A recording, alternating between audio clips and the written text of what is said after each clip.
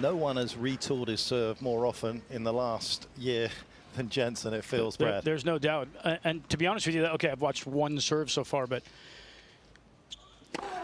that's the best I've seen his motion look. Pretty obvious to me right away. Started, I mean, on the grass, he was starting it with it up at his shoulder, yes, behind his head. Exactly. No footwork, no movement. Much better synchronization in the motion there than what it had been even going back to when he was much younger.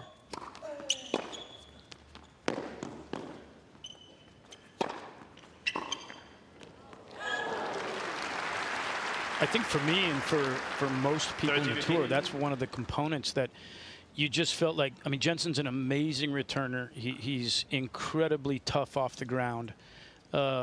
Just felt like if he could put the serve together to where he actually was able to create a bit of a weapon from that, just felt like it would be such a huge benefit to him.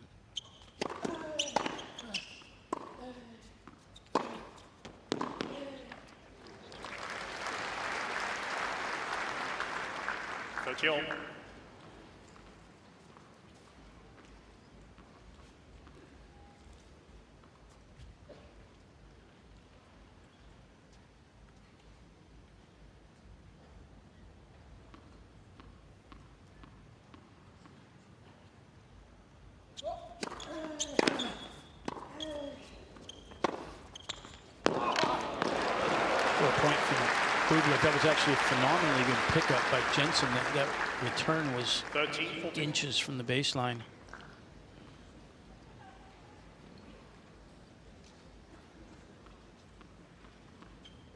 Unbelievable up and down from the midcourt there, off the backhand side from Bublik.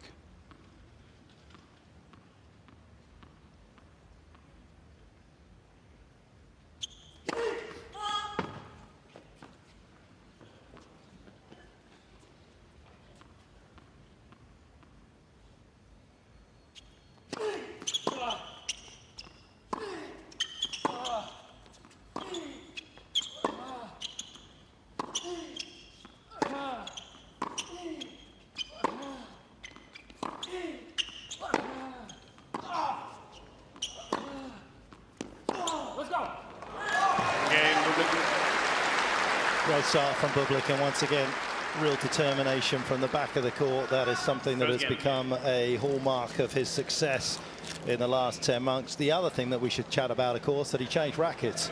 Brad, at Phoenix, he picked up a couple of the guys' rackets in Phoenix. He was playing with Technifiber. One of them he liked more than the other, but he went to the local sports shop and actually just bought the models that he had tried, blacked them out, started using them, and it is the one that he's currently using now. And the other thing that I didn't actually know until recently was that he went down 40 grams in static swing weight. 40 grams? Yeah. You're giving me information that I didn't know. That's for people that don't know, that's an enormous amount of weight change in any racket. That's what I'm led to believe. That would be, I'd be surprised if that was actually, we need to find a fact checker. But yeah, 40 grams in change of swing weight or weight of your racket is enormous. Normally you're talking about a weight change of maybe 3 to 10 grams is already something that a player is going to be very aware of when they're swinging a racket.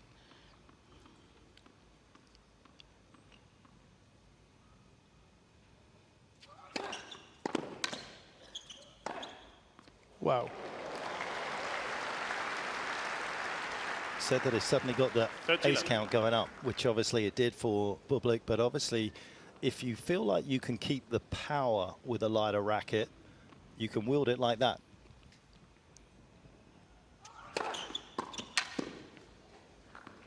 He's come out on fire here, looking extremely confident, as we would expect coming off the win in Hong Kong. It's interesting, I think, that in general, the vast majority of players on tour now are playing with much lighter rackets than you would have found 10 years ago or so. the materials and the strings that the guys use on tour now just lend themselves to playing with a lighter racket that you can swing faster. Game, Bublik.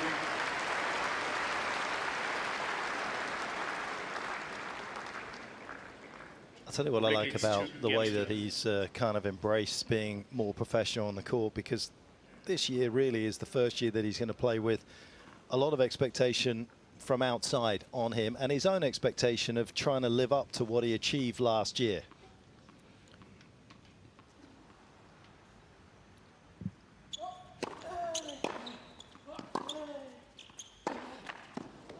Yeah, I think that's absolutely true, and that's.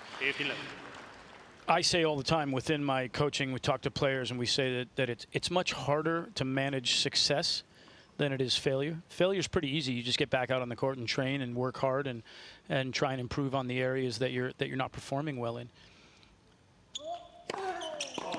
Working on and dealing with and managing success is much more nuanced, and it has a lot to do with the psychological aspects of tennis. And just like you're saying, his own expectations, his coach's expectations, the things that he's going to feel from the outside. And so it'll be interesting to see how he manages all that. We all know how talented he is. I think that everyone's known that for a very long time on tour.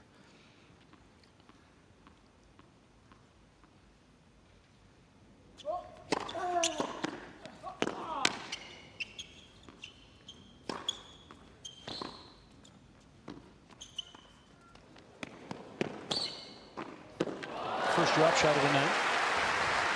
Yeah, I don't know if you saw much of his match with Draper at the French Open. It was outrageous. I mean, the drop shots he hit in that match was something else. I didn't see a lot of that match, but I did see a lot of the Bublik-Tommy Paul match at the U.S. Open, and he was relentless in drop shotting Tommy and recognizing that Tommy wasn't potentially moving at full speed.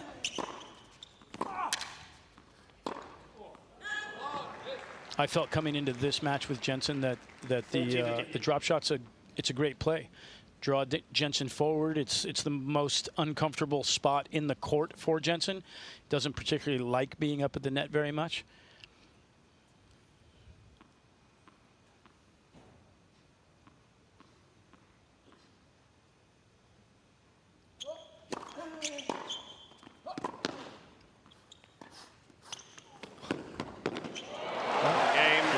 Start to get to the sit-down to Bublik, but he has already had a quick start on the scoreboard that he'll be thankful for. Early break to him as Brooksby sits down trailing 1-2.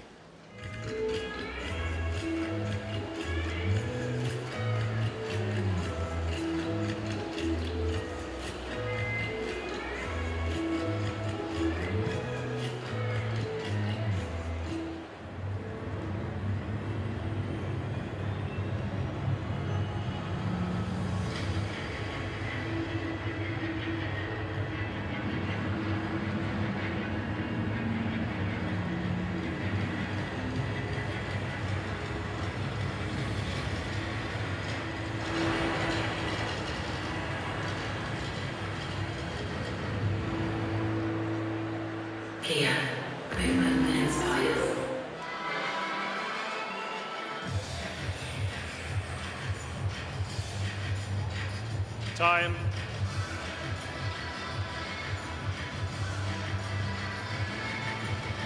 Another day of packed crowds, plenty of rehydration and different ways to cool down around this park, but lots of youngsters coming here getting inspired, not just by the tennis, but by the festival that the Australian Open has become. 50-11.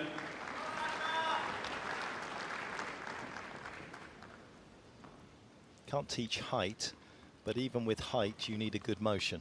Is there anything you don't like about this service motion, Brad? Not one thing. I think part of being a good coach is knowing when not to mess with something. I would never suggest that he do anything different than what he does.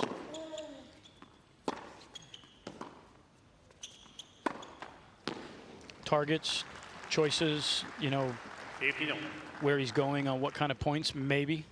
You know, but I think that the first delivery of this game you know, we're sitting right down facing that spot, and his motion is, it's not a super fast motion, but it's a little bit of a quick motion. I think it's very hard to read.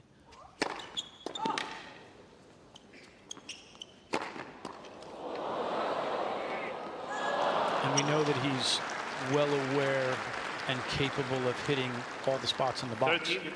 And that's what makes a great server, really. You know, he's got the pace, but he also has incredible accuracy with what he's doing.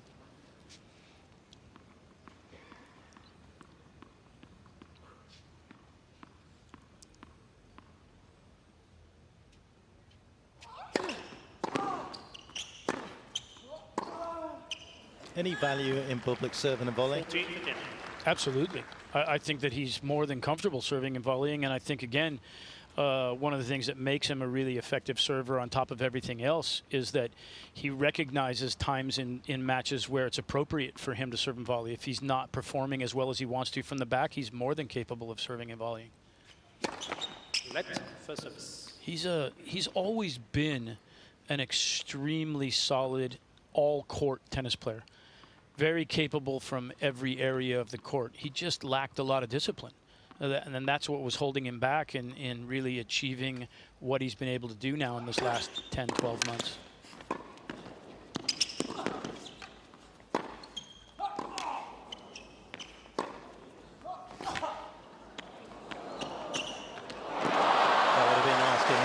Considerable talent. He had no pace to work with. He would have to shovel that over softly. It's so easy to underhit it. But again, you get a sense of just how much quicker his ball is than Brooksby's out here. Absolutely. This is really going to be pretty consistently throughout the match a question of Bublik's offensive play versus Jenson's neutral and defensive.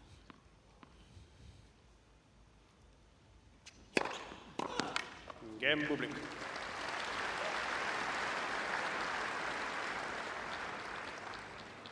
Bublik leads 3-1.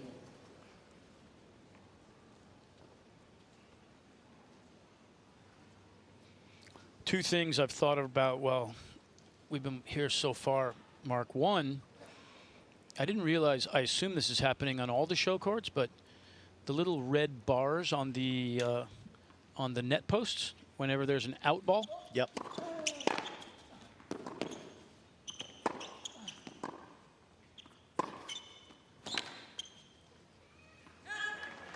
There you go. Had never seen that before. It's a first at any tournament that I've been to. Interesting addition. And secondly, I think with all the information and statistics and background and everything we get on the players, I think that we should get a map of Sasha's tattoos.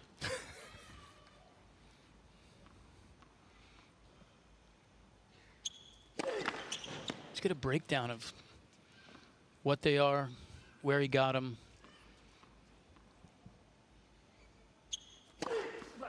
Wow.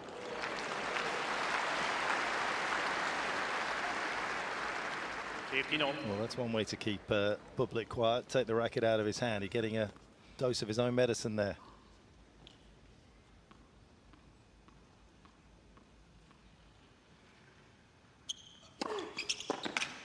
Good serving from Brooksby.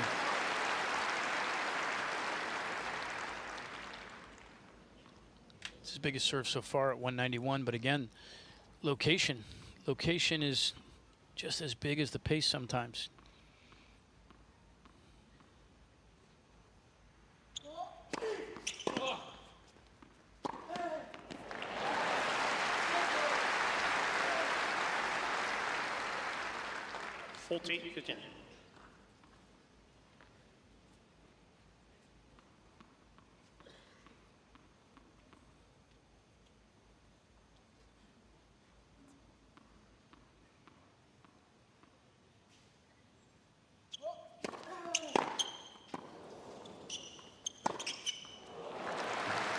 There we see exactly what I was saying before. I mean, that's off of a service return. You don't play a lot of guys at this level where you feel that you can actually attack first serves. But Jenson's one of the few guys where you can sit on some serves, you can really attack them like that. I mean, that serve is coming in at 174 Ks, and that one was, the location was not great, not out of the strike zone in any way.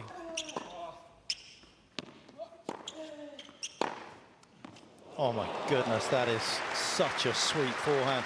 Just going back to the slow-mo that we saw at Brooksby's forehand, you like it? It's got an interesting sort of left hand swivel. You noticed the exact same thing I did, Mark. I was looking at that, and it's so funny when you see slow motion or stop action photos sometimes of guys hitting balls, and you see what actually happens with their offhand and other positions.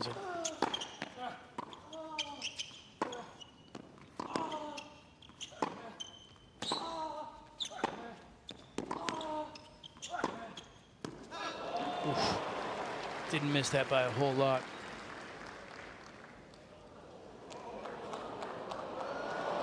Superno guided. Brooksby. And I guess was his bodyguard in Vegas as well, but guided him on the tennis court superbly through 2025.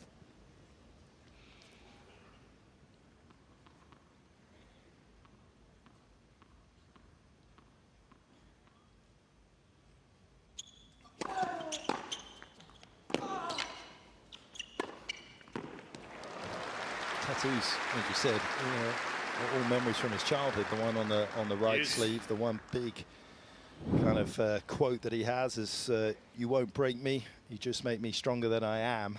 And he's always been somebody that has actually worn his heart on his sleeve, hasn't he? Almost too much to some degree. I think that's where some of the lack of discipline came from, because he was so open about his emotions and his feelings when he was on court. Advantage. That was a little bit of a giveaway there for him, first time. But yeah, he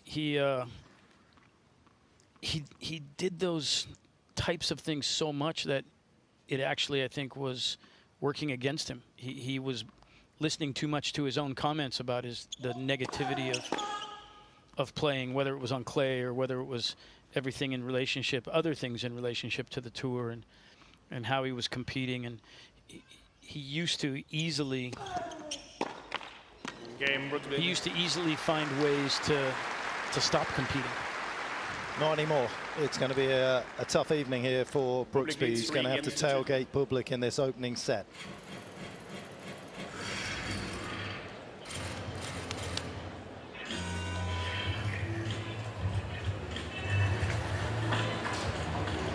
Double fouls.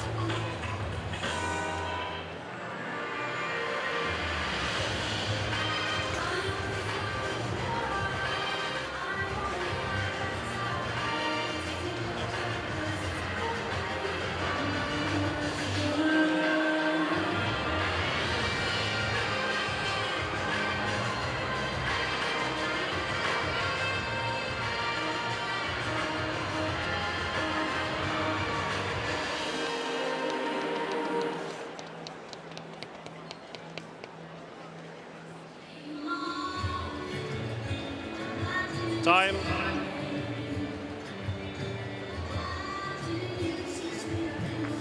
Beckett's looking on.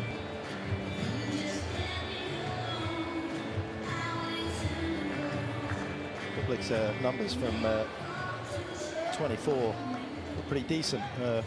First serve points won, 76%. You take that. A little low on second serve points won, maybe at 44. That combined to service game record of 78% service games held. And we'll talk about how small a number changes a lot of things. By the time he got through the end of 2025, he had won 79% of his first serve points, 48% of his second serve points.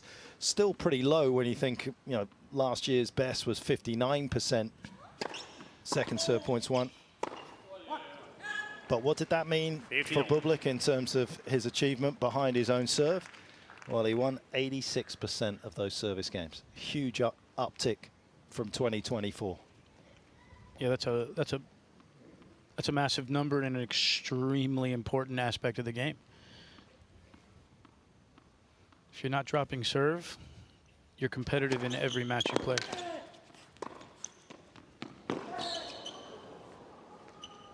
And also gives you a little more freedom, Brad, to get after the returns. If you feel more comfortable that virtually every first serve is almost inevitable, suddenly your return games go up. It wasn't a big uptick, but 2%, but that can make a huge difference.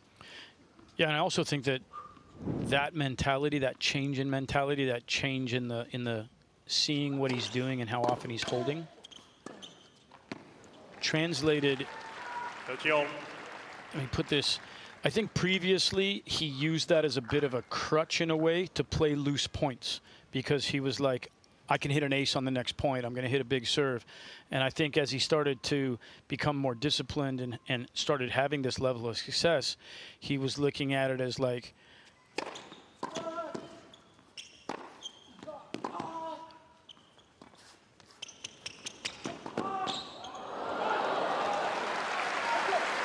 he was looking at it as if I can stay locked in and focused on what I'm doing, I'm just not going to get broken.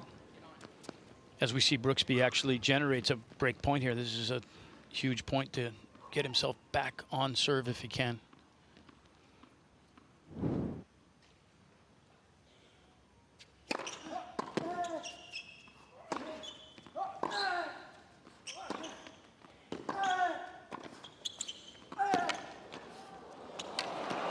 Well, it was a little scruffy, but it was successful. And that was something else he did so well in 2025 as well. Save break points. 70% of them were saved by Bublik. And again, when you compare it to the season before, he was down at 62%. It's going to help you on your way. It's great depth on that first volley. Jenson was coming forward, almost anticipating a drop shot there.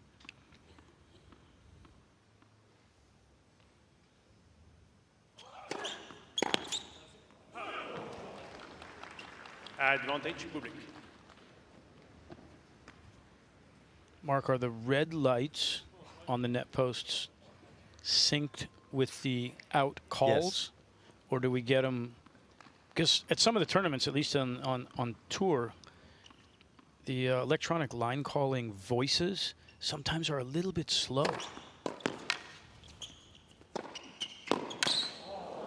Game, Bublik.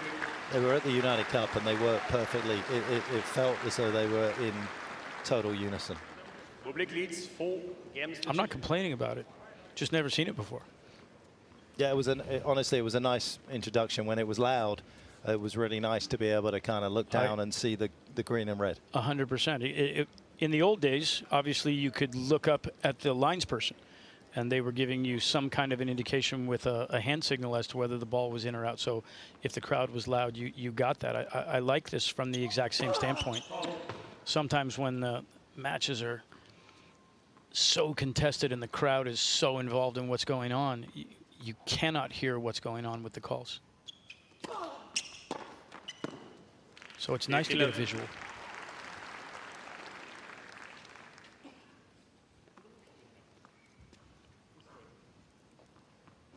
Just asking if he's locating himself in the right place on the return. Should he be a bit closer? That was just 151 Ks coming in there. He was almost having to wait for it.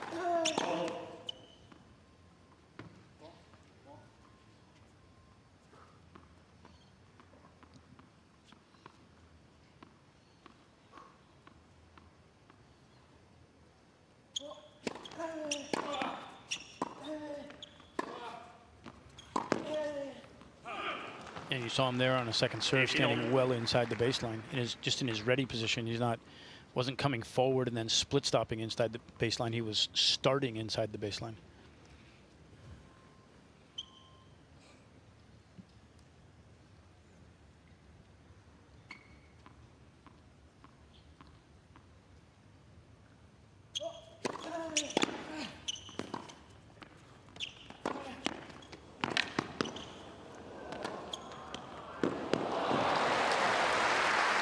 When I watch Brooksby play, obviously part of his kind of success comes from changing sort of pace, spin, staying in rallies, extracting errors. He gets people to lose matches rather than necessarily he wins them. The one thing I don't know, and correct me if I'm wrong, it doesn't feel as though he has a great slice backhand to add into the repertoire. I would say that's an understatement. He doesn't, technically, tactically, he doesn't really use the slice backhand very effectively. There's a number of areas within, Jenson, he's as close as you can come. Anyone that's out there watching that's a Jenson Brooksby fan, don't take this the wrong way. I say this with all respect, but he's as close as you can come at this level to being kind of what we would describe back in the juniors as a pusher. He's a counterpuncher. He's a retriever. He doesn't create, as we heard Liam talking about, they spent more time in the offseason trying to get him to hit the ball bigger, get him to be a little bit more aggressive in what he's trying to do. But that also is difficult to then translate to the match court sometimes.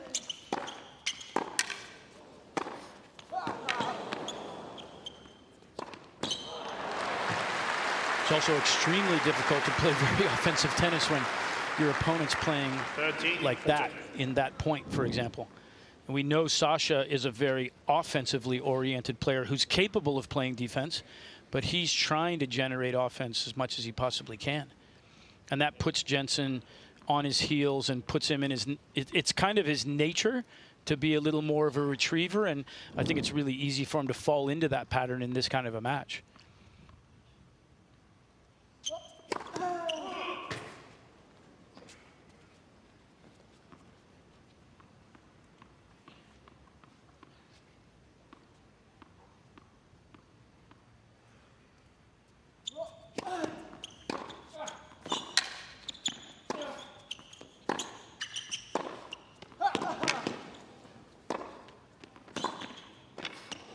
That's a brilliant response from the American. He's playing second fiddle out here at the moment.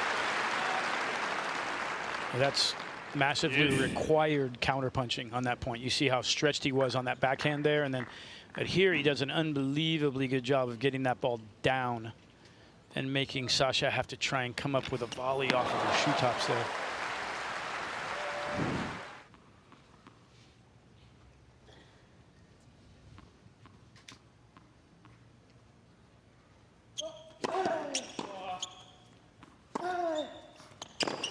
That's better. That's a good jamming serve, and then actually created an opportunity to play serve and one there. Good offensive backhand from Jenson. One of the few times we've seen him been able to be particularly offensive so far. Especially if he misses a first serve. He's defending right away off the first ball.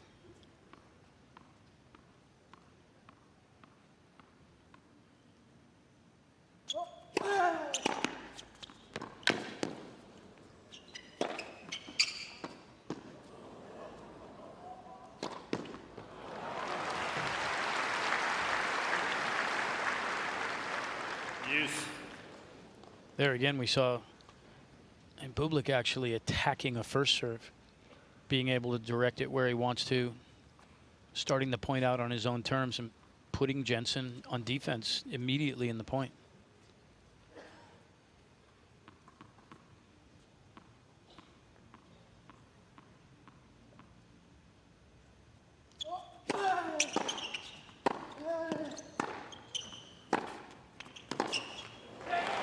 Much bigger hitting from Brooksby.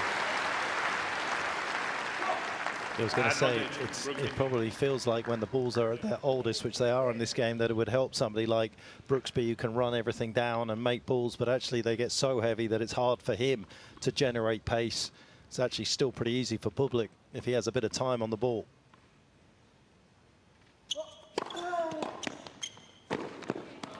Well, that's what he does about as well as anyone else. Scramble to safety on serve, Jenson Brooksby. It's an art form, and he accomplishes his task, but Bublik still with the advantage, 4-3.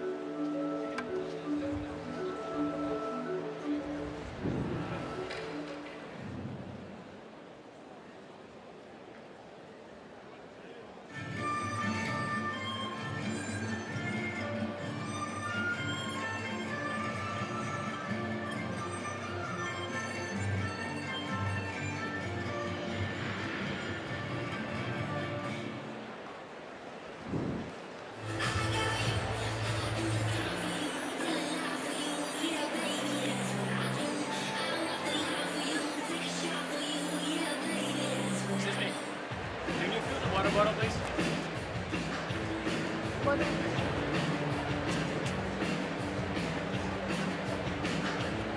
Yes, let's go. Time.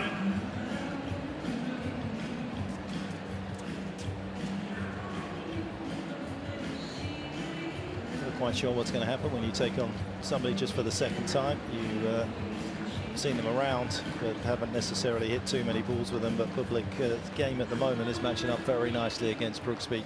Had a couple of opportunities to get a double break on the board, hasn't been able to, but he does have the luxury of the new balls here at 4-3. Conditions from Adelaide, where you just were, Brad, to Melbourne, pretty similar? We've had one practice, Mark. That's all you need. For a guy like Tommy and you, that's all you need. We got in Friday night. Drop the bag. Tommy lost in Adelaide on Friday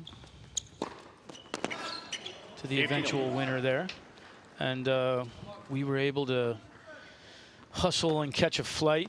Tommy had to do doping after the match, which took a little extra time. They didn't have any cars available at the site, so he ended up walking back to the hotel. Very fast walk, he said, and we barely made our flight. We got on, so we got here Friday night.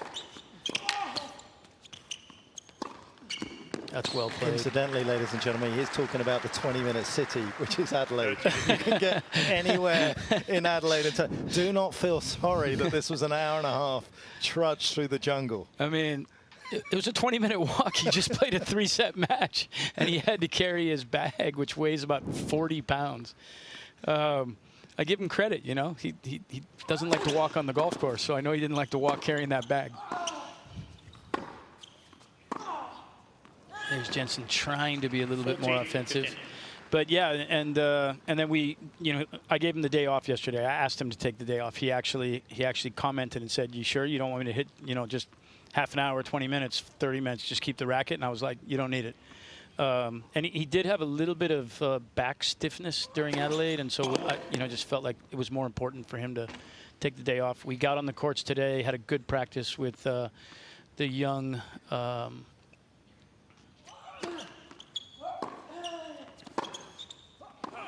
The young Mr. Joao Fonseca. Always a great practice. And yeah, I would say the conditions, they're very similar, but it was a little bit warm today. You're not playing under the cover like you play at Adelaide. We were out on an outside court. Tommy plays on an outside court tomorrow, plays on court 13.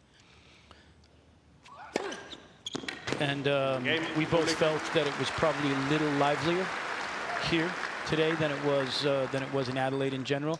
The couple of days, or the 3 days that Tommy played in Adelaide, it was actually quite cool, very overcast, and you play on a covered court. It's not a indoor court, but it's a covered court, which, by the way, I'm a huge fan of. I think every tournament in North America should put those in for the hard court seasons, potentially here as well.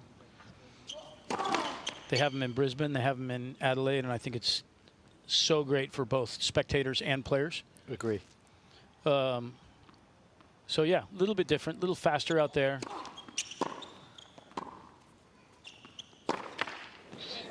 I would imagine that in here right now for these guys, with a little bit more of a enclosed feel on a big court like Margaret Court here or on Rod Laver, that you get a little bit less of that feel depending on the time of day. I mean, these guys are, the sun is not a factor anymore. It's cooling down a little bit. We always talk about these kind of things, as you hear about this all the time in commentary and matches throughout the year. And I think the average tennis player that plays club tennis, doesn't necessarily understand it, but there is definitely at this level, the balls are affected, your string tension. Tommy's going up a little bit in string tension based on practice today, just because he felt it was a little more lively and a little faster. So these guys obviously have such amazing feel. Every little thing runs through their fingers and bones and arm, and it's got to feel right. You want it to feel exactly right. So you only need to look at Jannik Sinner going back to his old model with the old paint job it's a completely same racket, but just like the paint job that he loves, and he says it feels different. Yeah. In the opening set, nothing has really changed for Brooksby yet. Maybe it will come in a last-ditch effort. 5-4, Bublik.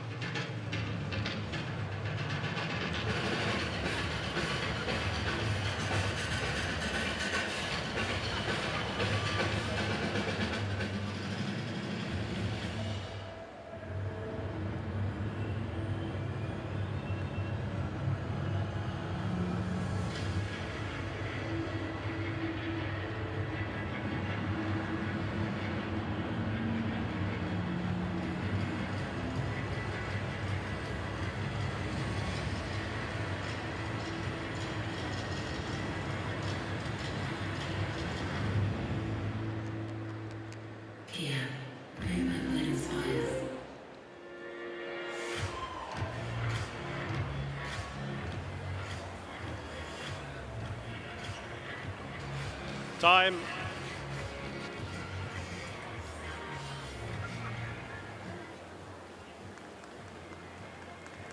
It's a great time to be in Melbourne. The convertibles have their roofs open. Bublik has started very brightly in this opening round match here in Melbourne. 15-love. Nice way to open a game when you're serving for a set.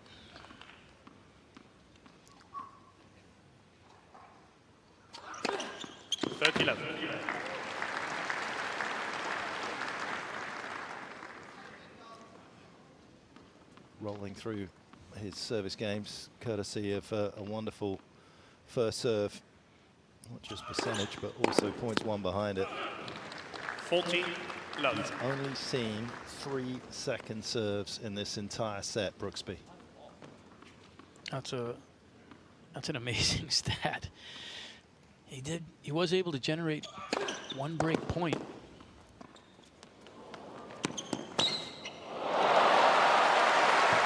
One-hander there from Mr. Brooksby. 14-15.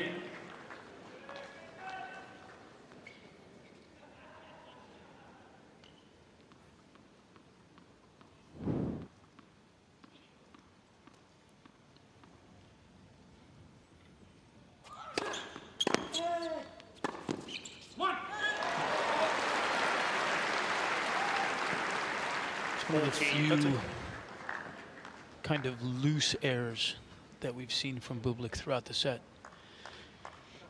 Saw him exhaling a little bit after that point. That's a sign that he's feeling a little bit of tension here.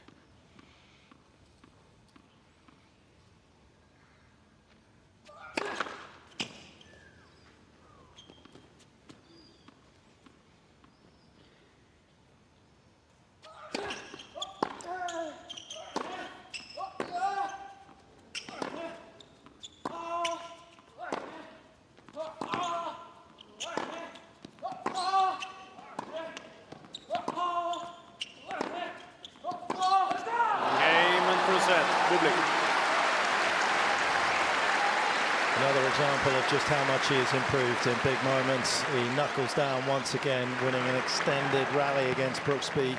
6 against him. He cannot extend the set any longer than American. 6-4.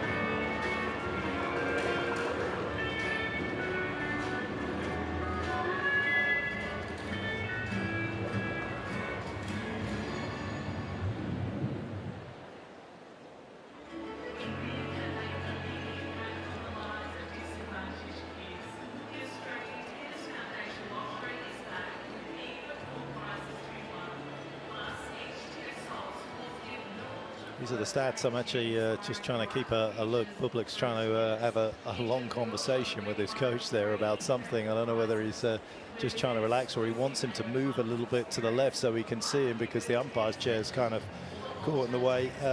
What didn't happen was that Brooksby could catch him after that early break, and that's going to be crucial at the start of this second set for the American, is to take care of his own service games, try and apply a little scoreboard pressure.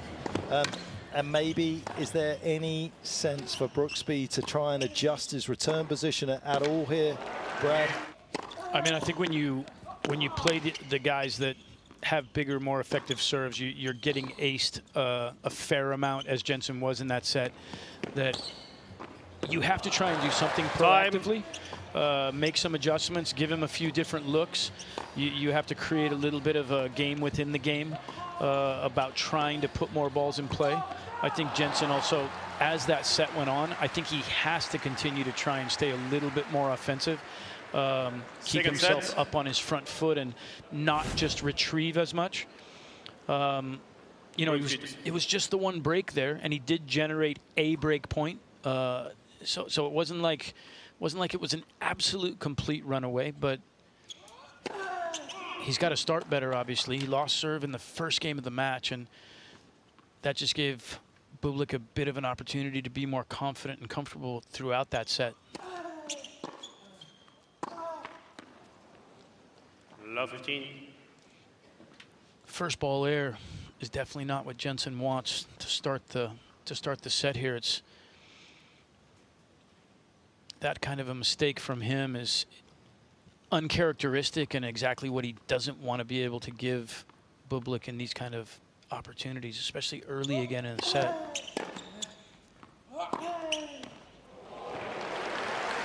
Those are the shots that he needs to land just to put a bit of fear in Bublik's mind and make Bublik go for a little bit more. And he's done a nice job of that.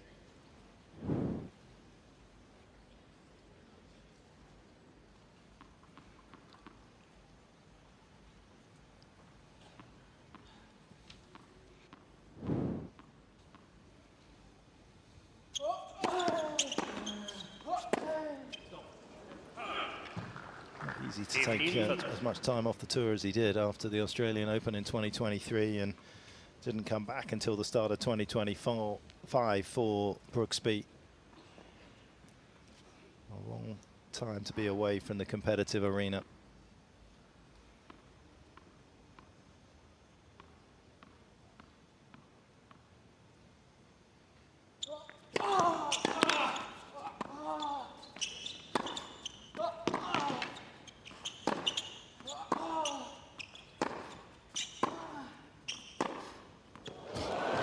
Unreal.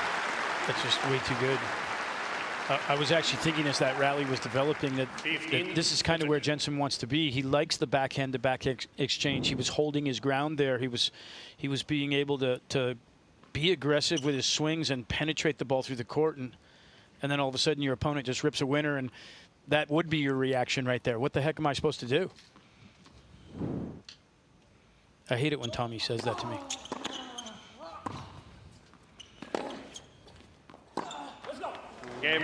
Yeah, he's running out of ideas at the moment because Bublik is not just being solid, but he's also got that pace.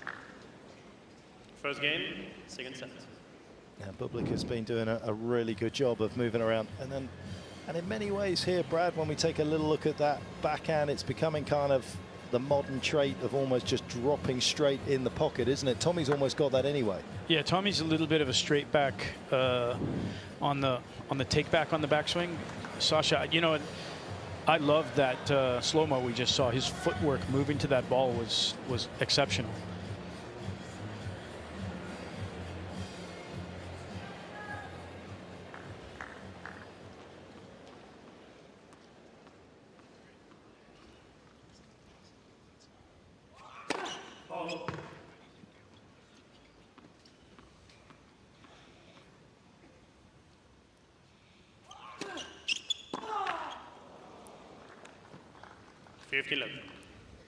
Jenson trying to be much more aggressive there with his court position and the swing on that ball. He's got to find a way to be able to dictate a little bit within the rallies.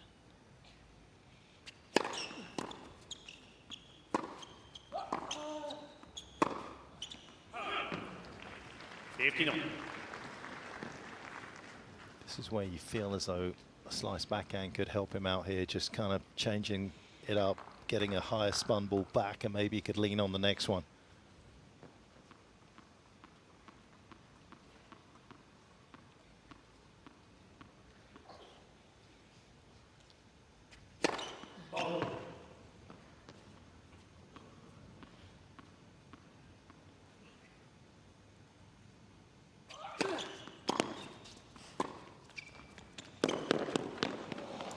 Such an enormous and well-placed second serve there. And again, I mean, if we're breaking down a lot of what's going on here, it all starts with serve and return.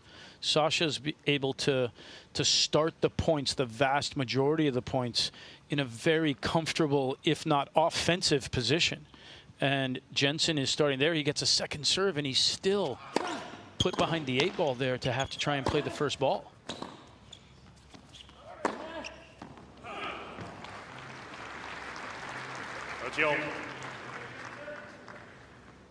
There's that point for me also is Sasha misses that forehand, but I don't like the open stance block that Jenson does from that position. He's basically just sitting the ball up there, and I think Bublik is playing too good a tennis right now to expect him to give you that kind of air on a consistent basis.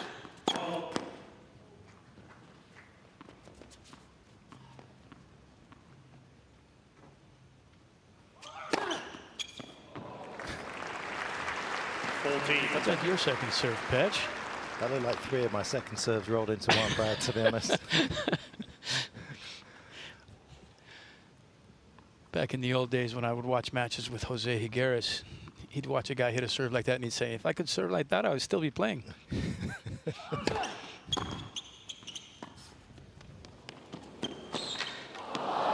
That was a well-disguised and well-executed drop shot that time.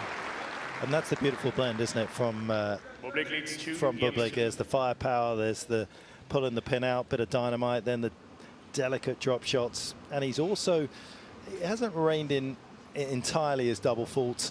He's up at around 5 a match, probably at his worst around 23. He was at sort of 7. But you actually, Brad, and again, I'm throwing this over to you, as a coach, I'll be happy to see him hit a few double faults. I think none is too low a number. I think with him, it's all purely related to the score.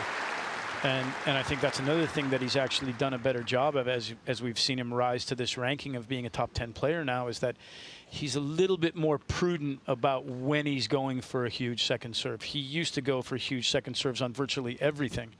And at some point or another, that's going to cost you. But he's gotten to the point now where he has a great second serve. When he hits what would be considered a legit second serve for him, it's still a tough ball to attack and do a lot with. So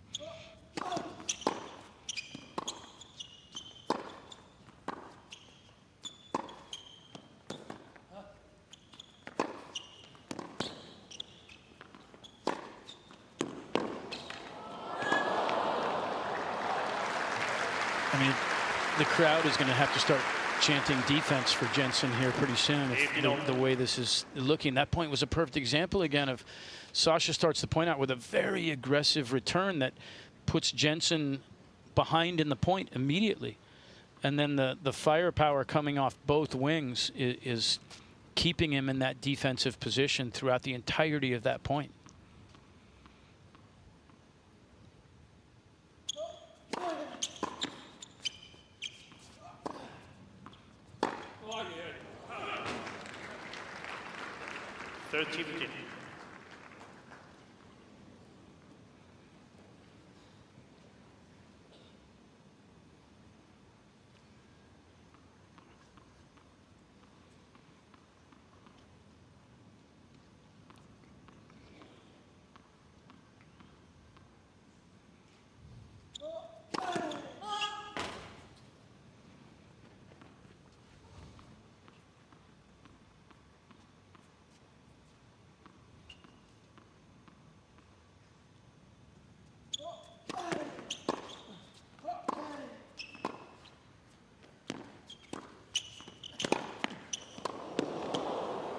Wow. He has got that wow factor, isn't he? He's the sort of guy that you come out and you know, no matter if it's one-sided, that there is going to be something you take away from the match and remember. That was an amazing shot. Also incredibly frustrating if you're in the Brooksby camp. Puts him at 30 all, and now he's under some serious pressure again. 14, that's it. This game, Jenson's, He's had 2 opportunities in this game so far with forehands right in the middle of the court, not much on them, and he hasn't done a lot with the ball. That's where I feel like what Liam was saying at the start of our match was that he's got to be a little more aggressive. He's got to attack that ball a little bit more and be willing to get after it. Start on offense from that position.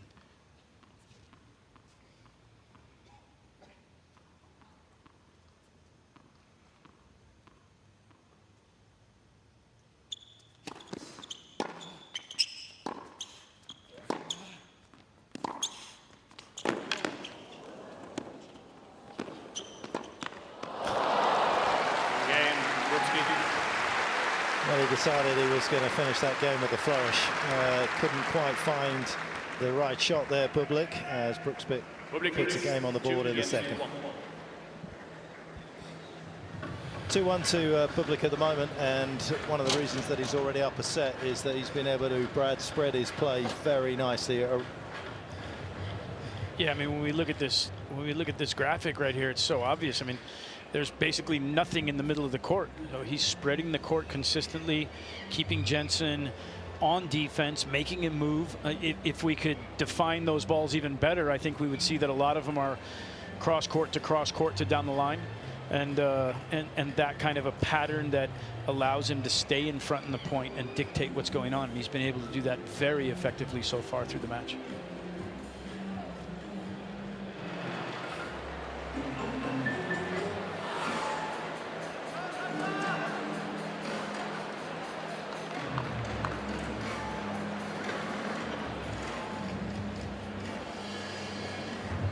Time.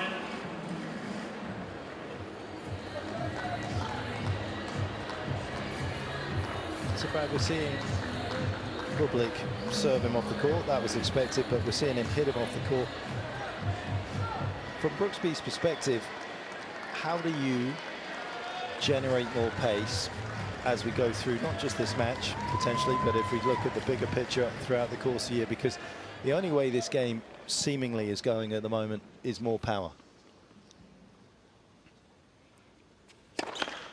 How does he get in amongst it against the big hitters? You look at his record against the top 10.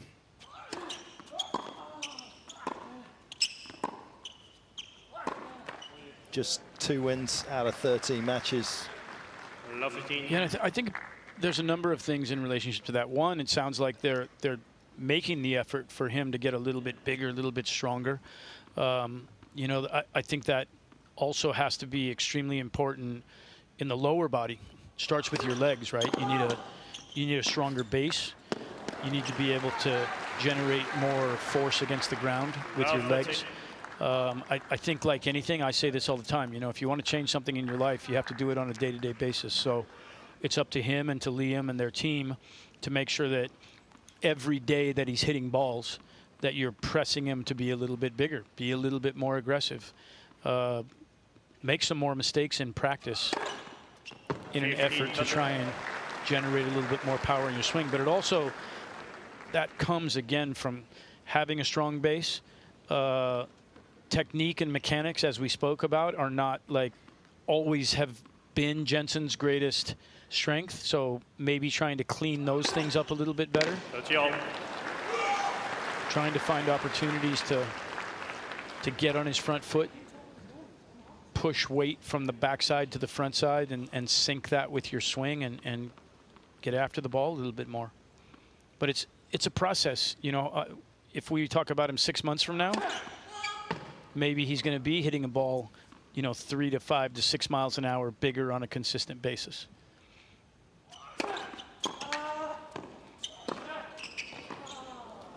What he's probably not going to have the luxury to do is drop in a 212 km/h second serve. 14, that's it.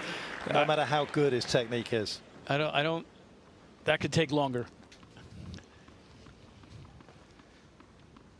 What an exhibition of serving this has been from Bublik from Love 30.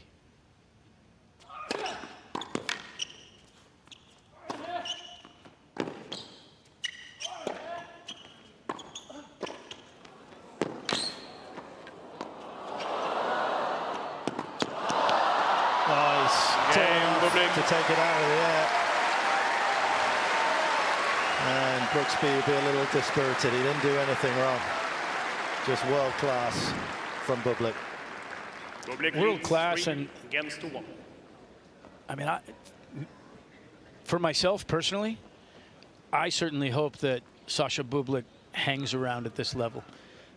He's entertaining as heck to watch play tennis.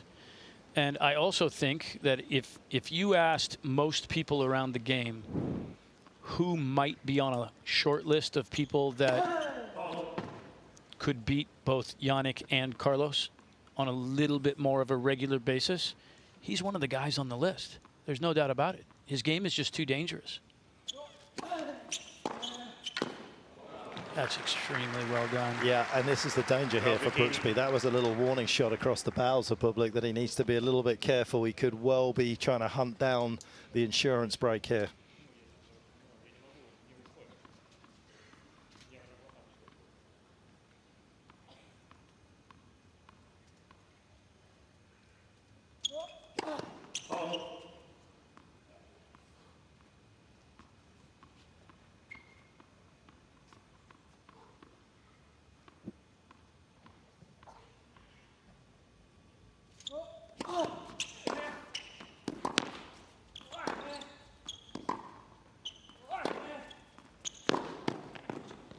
One of the other areas, Brad, I know you're not going to tell a player to change their equipment, and I know that's kind of how you feel about those things, but I do wonder whether Jenson could possibly kind of go through a little bit of an equipment channel, try a few different rackets. There are some more powerful versions out there on the tour. Absolutely. I don't think he's, you correct me if I'm wrong, but I don't think he's been with this racket for a particularly long time, has he? I think he's been with Dunlop for a little, what was it, last year? Oh, my goodness me. We'll dwell on that for the time being. An absolute bit of magic here from Bublik from behind him. How has he conjured this up? And it's just incredibly impressive athleticism.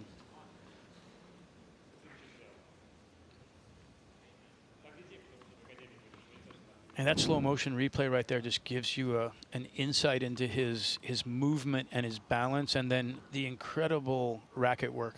He's so skilled with his hand and what he can do with the racket.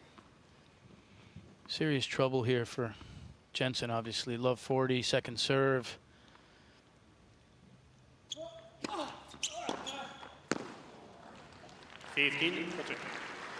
Swiveled nicely in the opening point. Bublik to give himself time on the forehand. That time it kind of chased into his backhand.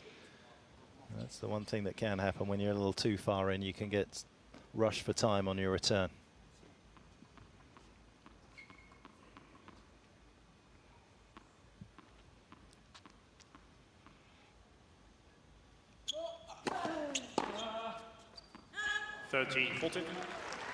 Gotta love that if you're Brooksby. A couple of free points, one off a second serve.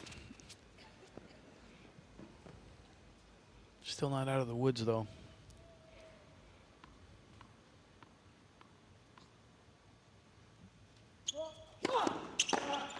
Yes.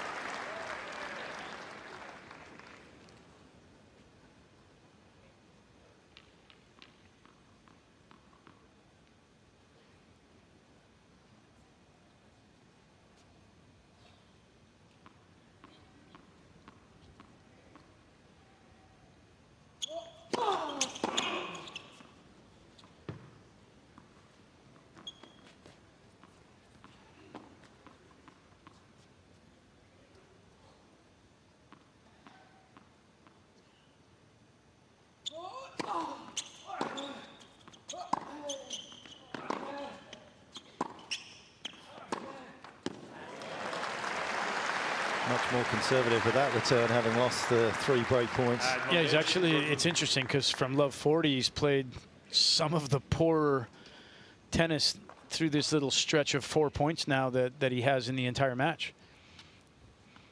He was about to nail the coffin shut for the second set.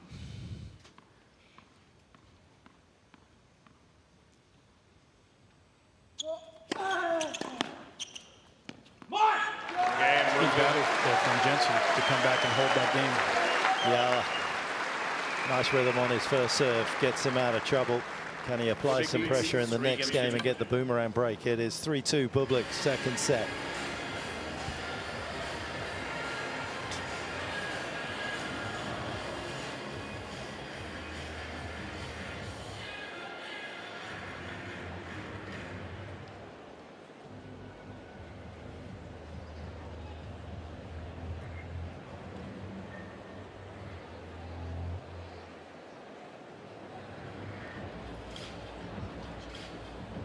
Mediocre.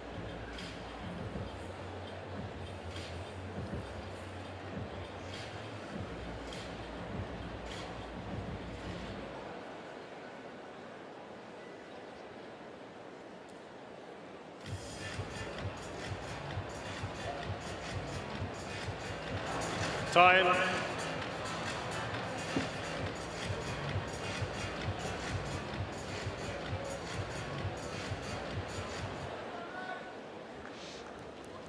Going back to check the notes, he actually changed, but obviously we didn't see him very much in 23 and 24. Brooksby, he changed from his Wilson blade at the start of that season. And I wonder whether he's kind of not fallen into the trap, but obviously the way that he plays, where he needs to be precise and move the ball around, and maybe he doesn't want that feeling of having that huge amount of pace that he can lose the ball. But I do wonder whether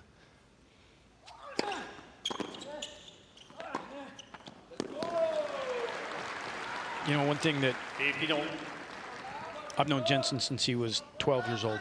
He's from California, he's from Sacramento, and I saw him growing up. I saw him playing in the juniors and saw him as he got to this level and started playing at the tour level. And one thing that I think that's been very consistent in his game, and one of the great weapons in his game, has been the backhand down the line.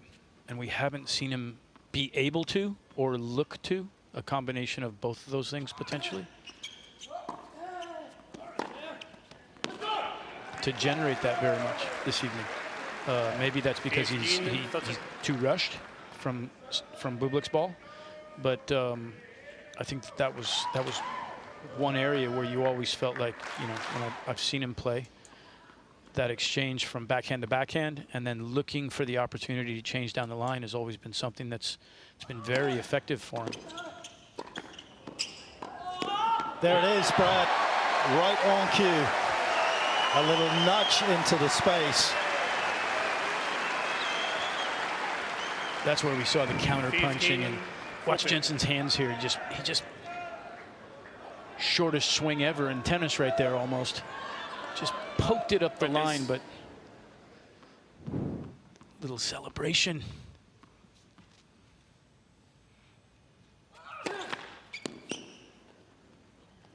What a swing of momentum. Brooksby back.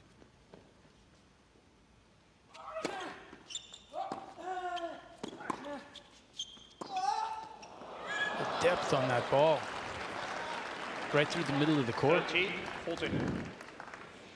Well, he went back, didn't he, to try and get what exactly he got was a much slower second serve, trying to sort of say to Bublik, there's no point coming in with the 200K second serve if I'm going to go further back. And the problem when you don't take your chances against Bublik, there's always one of those just around the corner waiting for you. Yeah. But it was interesting, as we were talking about earlier there, 15-40, second serve look, and I feel like a year and a half ago, he goes for a massive second serve there. And his potential for double faulting is very high. Advantage. And then if he loses the game at that point, his mind kind of goes away for a little bit. There we see him playing a very legitimate second serve and putting himself in a position to have to work for the point. Game. Absolutely brilliant from Bublik. There was so much to mark. Even the point that he lost at 15-30 just tells you how much growth he's done. The fact that he served and volleyed at 15-30, realized he kind of lost a bit of rhythm off the ground from love 40 in the previous game. Yeah, absolutely. Absolutely.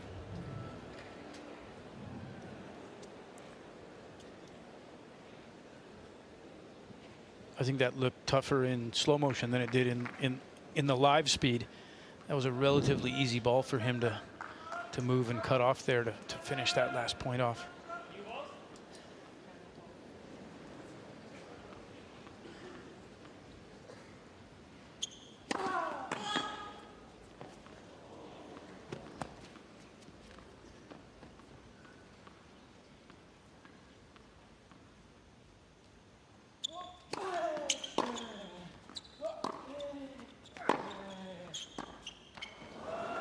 Little change up, something different, but it was interesting at the start of that game as well. This is new balls again, and Jenson hadn't held the balls up to show Sasha. Not a requirement, but kind of the etiquette of tennis. And you heard Bublik ask, new balls? And then Jenson held them up. Not sure if that's a factor of Jenson trying to play a little game there, or if he was just so locked in that he didn't even realize he had new balls in his hand.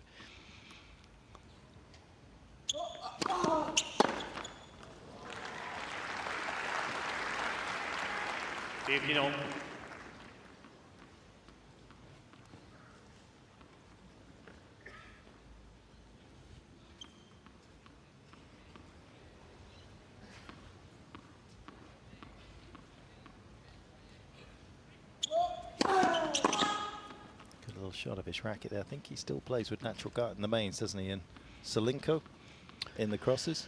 Yeah, which thanks. you'll know pretty well. My boys at Solinko will like to hear that from you, Pat. Say it again. Say it again. Yeah, Jenson's been a Solinko guy since he was a kid. They're based out of LA, and they make great strings. And yeah, he's always featured on their information and Insta page. And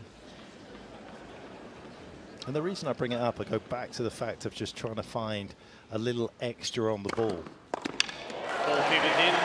Yeah. Conventional wisdom will say that gut gives you more power, but a lot of the time you find players caressing the ball because it's got too much power.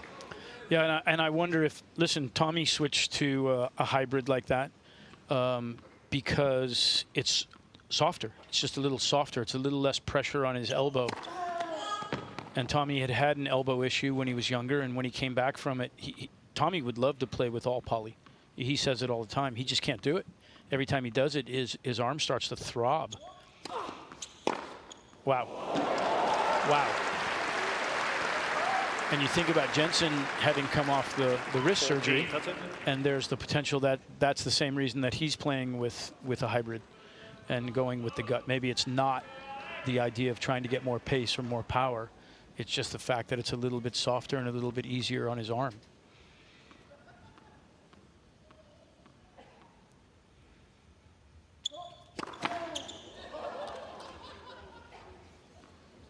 He's gone Pete Sampras now. He's only taking one ball.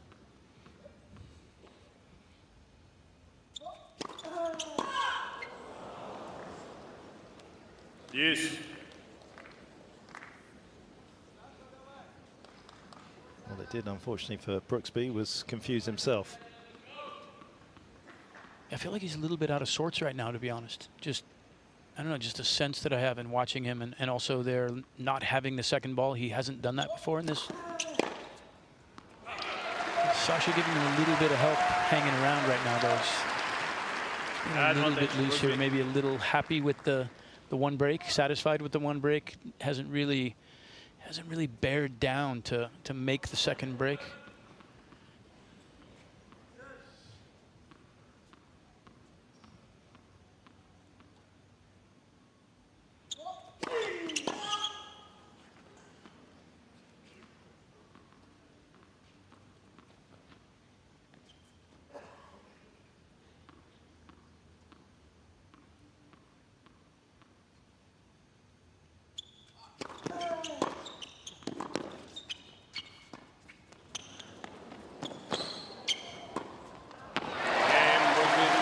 He's going to have to be careful. Brooksby keeps working hard to keep himself in the same zip code as Bublik in this second set.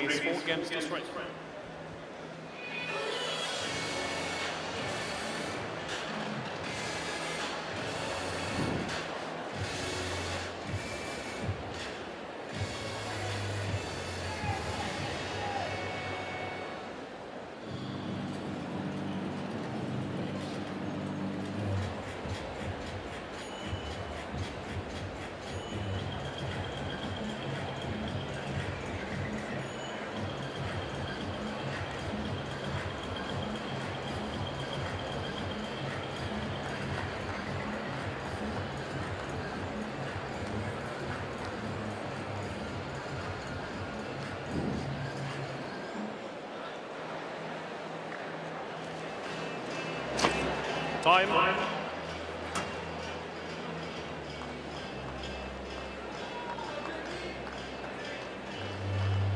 A set that has taken a kind of similar journey to the opening set here. Early break for Bublik. He's holding his break so far in this one.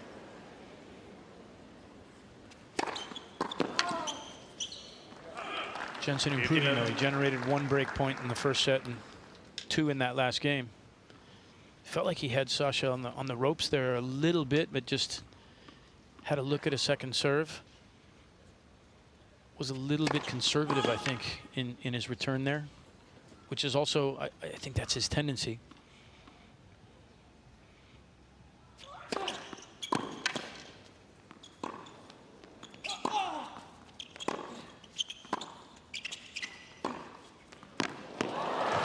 That's so good. So good on the move. 30, love.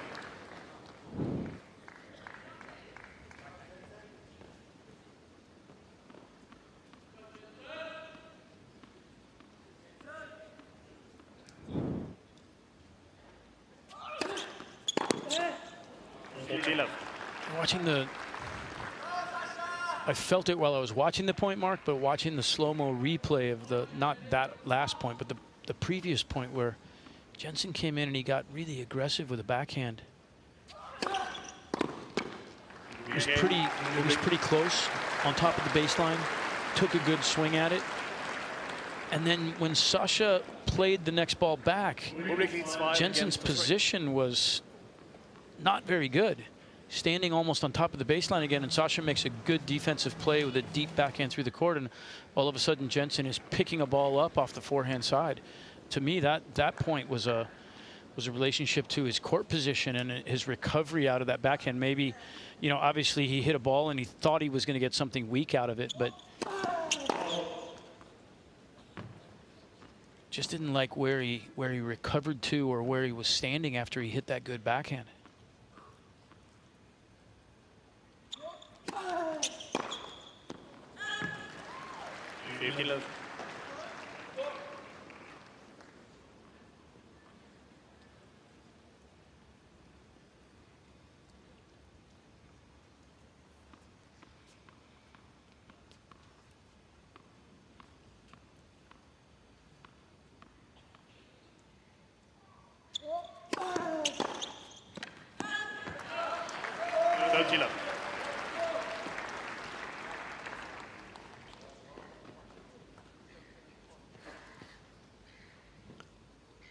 Bublik playing pretty free and loose right now on these return games.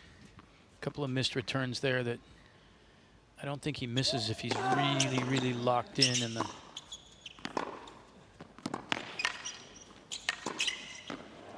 set or the match is hanging in the balance. Like I said before, maybe feeling a little bit comfortable with his break lead, not pressed as much.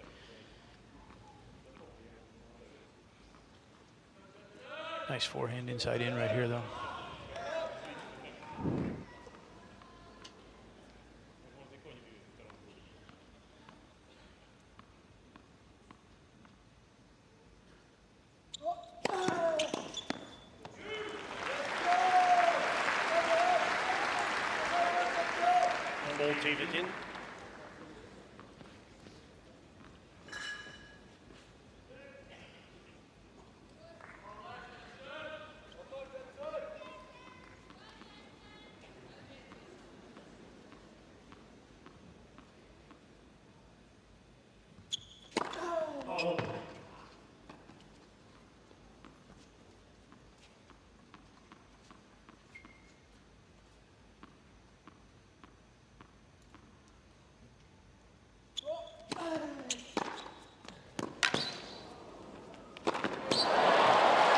That's fun.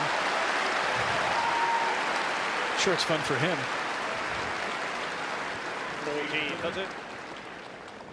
All starts again there. It's, as I've talked about, with being able to attack the return.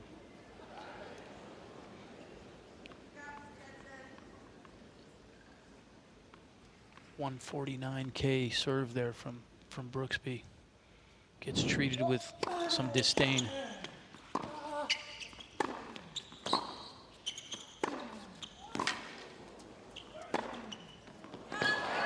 Just couldn't quite control the third one of the trilogy of big shots from Bublik's racket. And a final chance, just as it was in the opening set for the American, to try and salvage something. He wanders over to Liam Smith. It's going to give him a final piece of advice. Will it be the magic elixir?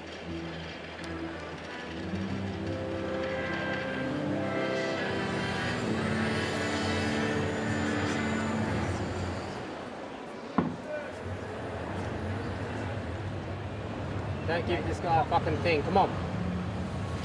Come on. Stay tough. Let's go.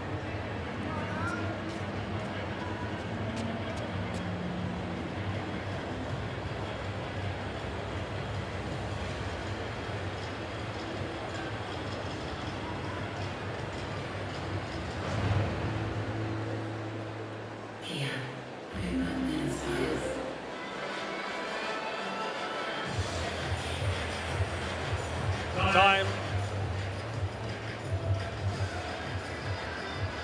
Actually, a pretty lengthy exchange at the end of that game for Brooksby. He hasn't had a lot of time at the changeover talking to Liam Smith. Not entirely sure that that was exactly what the umpire said was allowed to happen, but he's given him a pretty soft warning at that stage. Bigger issues ahead for the American. Has to break to stay in the second. 50 love.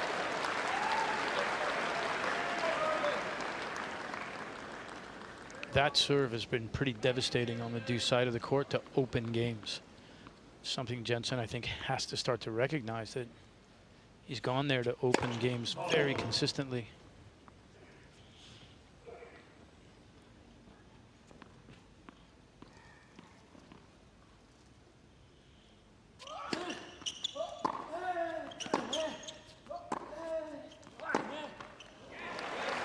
Opening point of games, is that something you look into before you do any homework?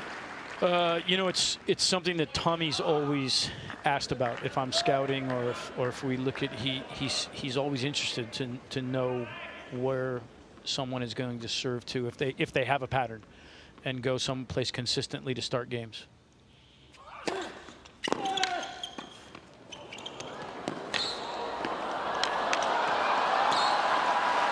That's a really good run. And response from Brooksby, just not quite good enough. 13 again. And as you said, I mean, I love this play from Bublik. I love it. He's playing chess out there. He's thinking about what the next move is and how he's going to make it, doing something different.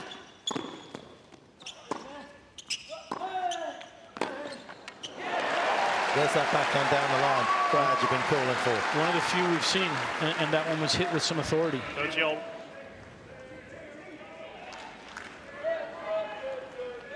He's left it late, but not too late. Now the question is, where does Bublik go with the first serve here?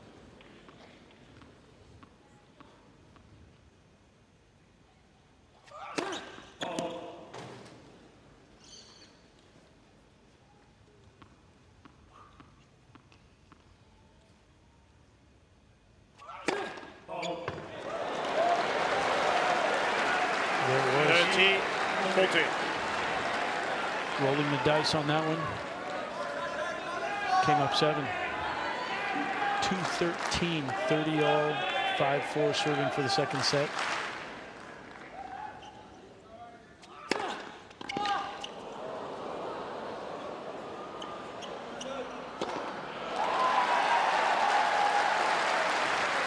Great first serve there, though. Great first serve. 209 out wide. It raises the problem. Yeah. And that's the frustration in playing him also. You get a freebie on the point before and feel like, okay, here we go, here we go. And then he just lights one up like that, and it's erased so easily. And you know what? That was one of the smartest serves he's hit tonight, because he took a lot of pace off at 182. Brooksby was leaning a bit to his left, expecting the fast one down the tee. And he was a little late to catch up with it. Set point.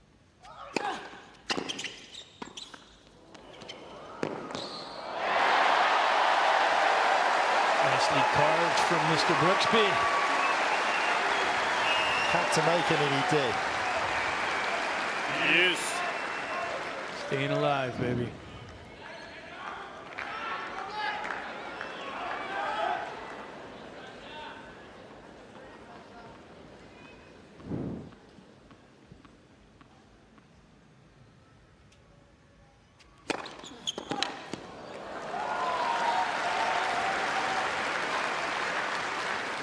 Advantage. Bublik. And that again is where it's not just the pace, it's the location, the change of location. Wide to the forehand, the previous point on the deuce side, and then big down the middle.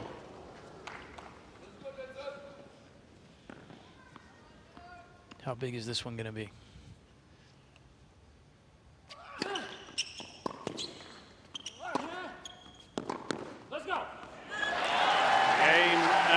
It was a routine second serve, and in the end, a fairly routine set for Bublik as he puts himself up by 2 sets to love. Bublik needs 2 sets to love.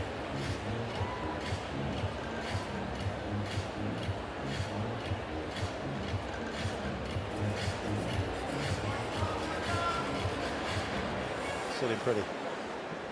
As we look at the pretty backdrop that is CBD here at Melbourne, as we reside here on the Margaret Arena, and the points that he has been picking up behind his second serve has been equally as important as his first for Bublik, who's a little bit down. In fact, that is an area that Brooksby's done a nice job of. He's taken almost 10% out on his 2025 season in terms of first serve points won. Just hasn't been able to really get his teeth into the second serve when he's had an opportunity. Yeah, it's interesting. If we went back to the stats from the first set, those were almost reversed. Sasha was winning a lot of points on first serve against Jenson, and his second serve point percentage was not that great. This set doing a lot more damage on the second serves. Tell you one thing that Jenson needs to change for sure, Mark. He's lost serve first game of both sets. Yeah, not ideal against one of the big servers out there. It's tough to get behind right away. And especially with someone that you know is going to be extremely difficult to break. Also, what he didn't want to do was go down 2 sets to love against Bublik, because on the 16 previous occasions that Bublik has found himself in this situation, he's won every single one.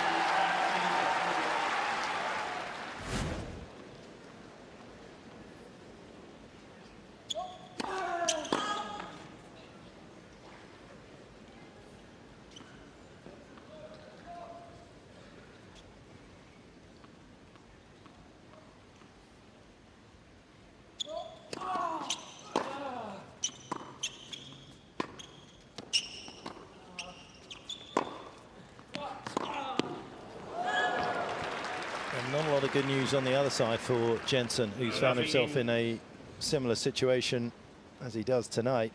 Down 2 sets to love 8 times previously, and has never overturned that deficit yet.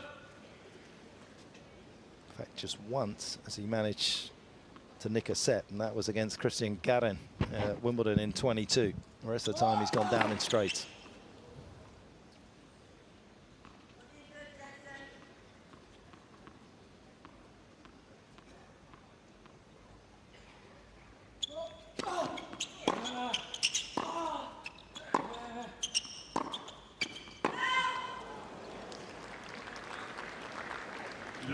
Following a similar pattern here.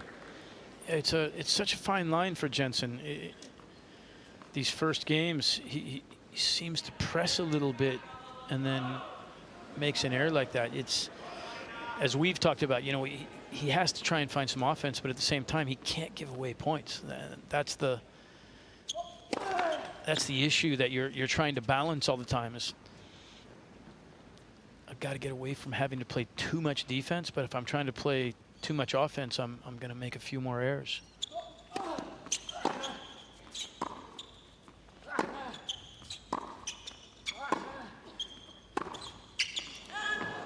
And he doesn't have the luxury of a big serve to get him out of trouble in the same way that Bublik has done in this particular match. And yeah, Liam Smith just kind of not hanging his head.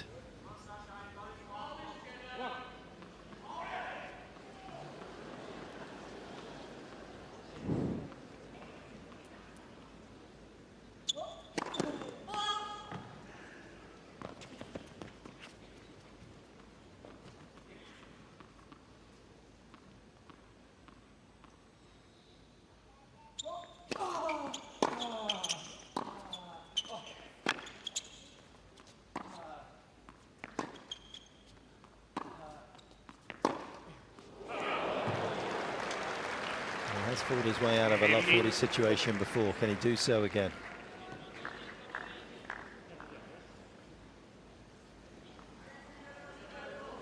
To get the sense that Liam was feeling as though, just as Brad was saying, they were unnecessary mistakes from Brooksby.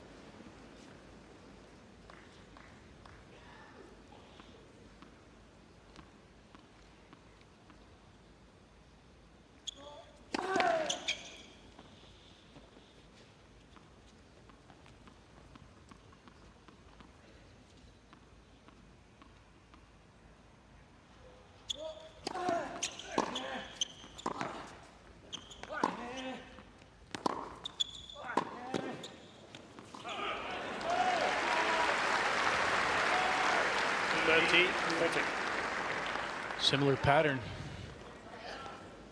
Interesting there.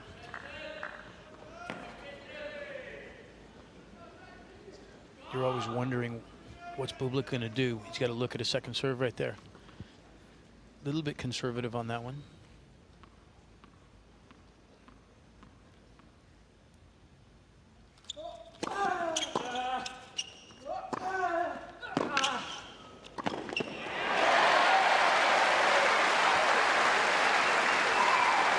That's one of the strengths of Jenson Brooksby as a player. Yes.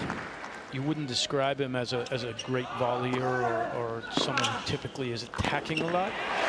He senses the moments and he understands when he needs to put pressure on guys, when he needs to come forward, recognize there how much damage he had done with that first ball and comes forward to finish that ball off, not letting Bublik reset that from that position.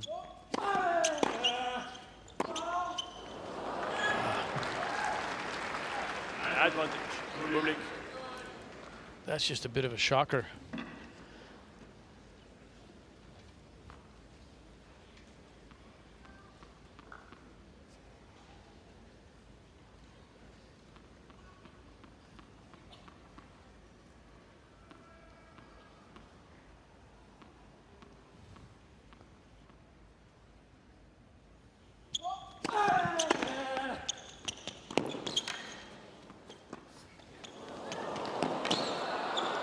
That's just too good. And it was almost better that he made a good first serve there because it was so instinctive, the return. He didn't have to think about it. And the drop shot was so good because it was so central. There was no angle for Brooksby to work with. Absolutely. As we see, First game, third set. we're one of the only sports, Petch, where players and coaches basically play charades with each other. He was asking his guys there how many of these tablets to put into his drink, which are obviously, pretty sure they wanted to put 2 in. Obviously, some type of an electrolyte maybe, or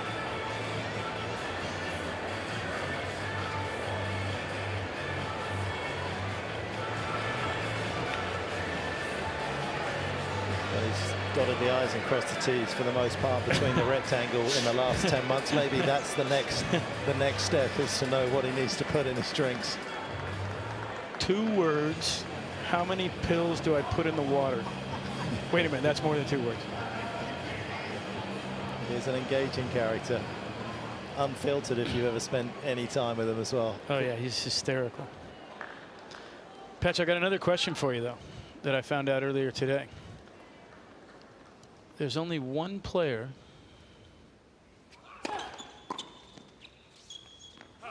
amongst the top 20 seeds with a losing Grand Slam record as of today. Francisco Cerundolo had a losing record, but won today and is now 50-50. Any guesses as to who it might be? Yeah, I found that very shocking. Sasha he actually has a losing record at the slams. He also, if he goes on to close this out and win this match, he'll be at 50-50. Right now he's 27-28 in his career at slams.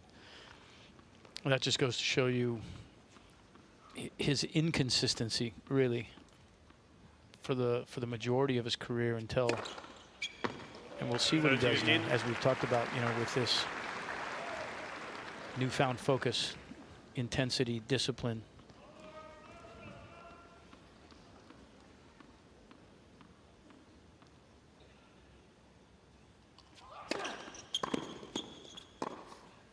Wow. It's about the third or fourth wow I've had. 40-15. That's just a pretty shot from that position.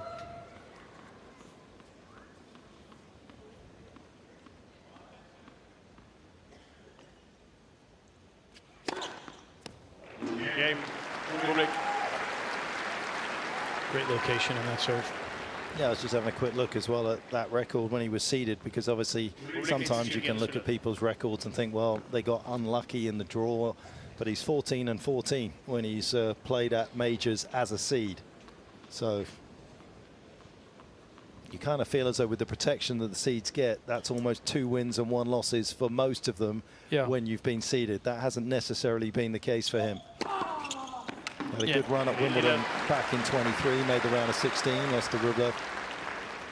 But you feel like that's going to be if you were to break it up from 2024 to where he was at starting in 2025, quarterfinals of the French, best results that he had, U.S. Open, deep run.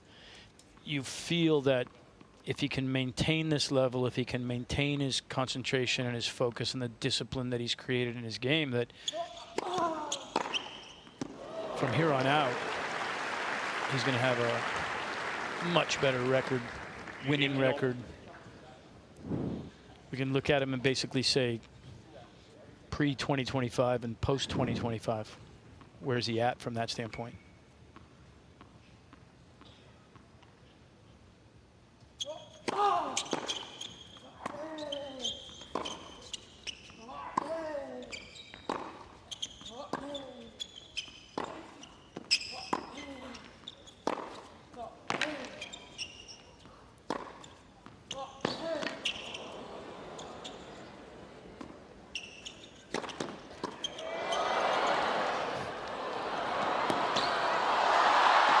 He's got him, Brooksby. Way to pinch it.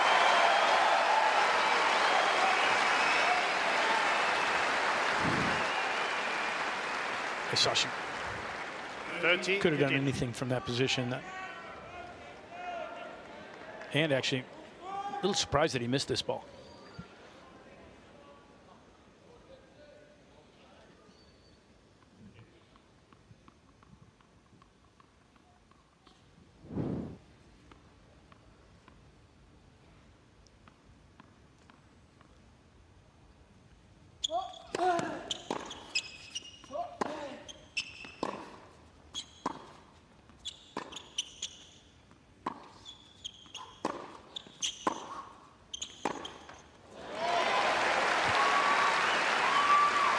I'm not sure if there's a way for Brooksby tonight, but there's certainly a will, and he's done well here. Once again, the opening part of a set looks as though it's going to mirror itself. Yeah, you can't expect. Jenson's not going to go away. He's not going to stop competing.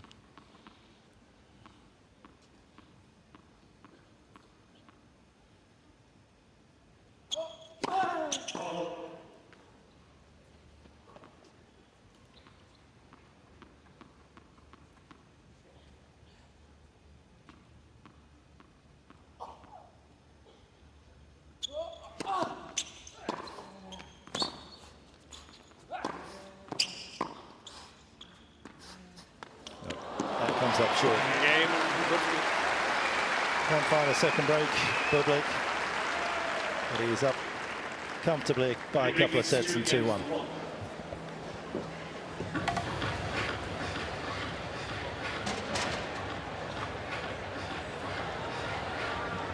One thing he's got to try and do here, Brad, is try and find a way to break this serve, which obviously hasn't been easy. How much of a guide does this give us in terms of where Bublik's been putting the serves? I mean, we just know we know the pace, the intensity that the ball comes in at. And you look at the locations, deuce side especially. I mean, great job of spreading the ball around, and I think the 33% out wide to the backhand is just enough to keep him off balance. A couple aces out to that side. It keeps him uncomfortable and not being able to sit on the one down the tee as much, which 67% is a number. You look at that and you'd be like, if you look at that before the match, you'd be like, okay, I got to sit on that side a little bit more. Time. That's where you wonder if maybe Liam is looking at the iPad. I think that this court does have iPads, I think, available to the coaching staff. So you wonder if maybe they're looking at that and letting Jenson know any of that information.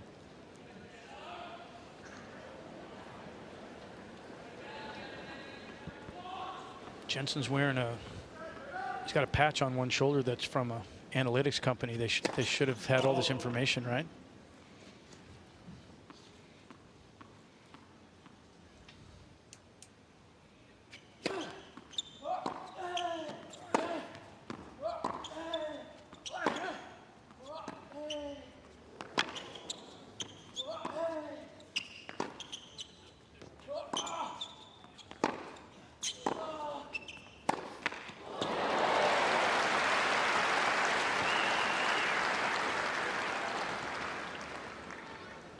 Got to dig in, try and get Bublik a little frustrated, so he goes a little early in the rally for the big shot when he's not as well placed as he has been for the majority of the evening.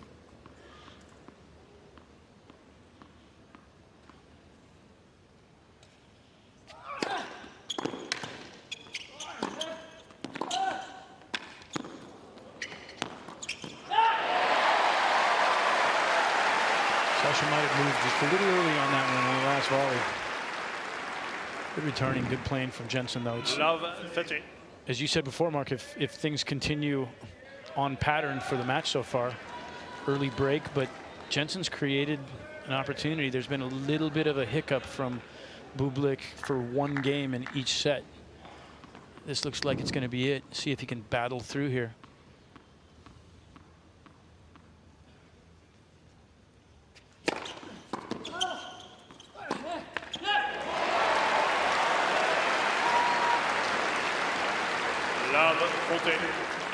They dropped the anchor for the first time and changed direction in a set.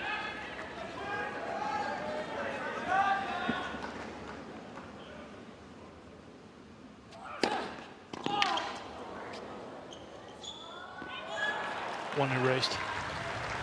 15-14. 199 out wide. Interesting, just off of our graphic that we looked at, that he went back out wide on the ad side there. This side much harder to predict.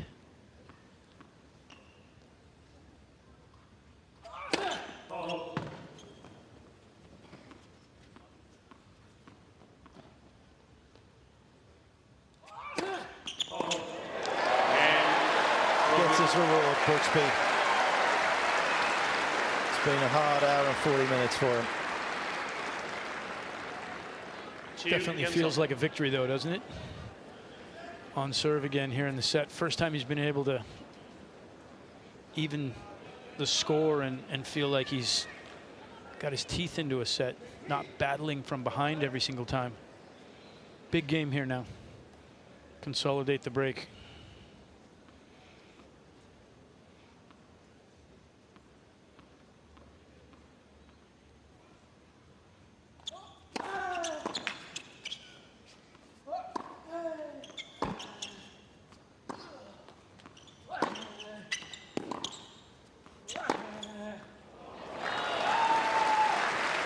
Just too good there.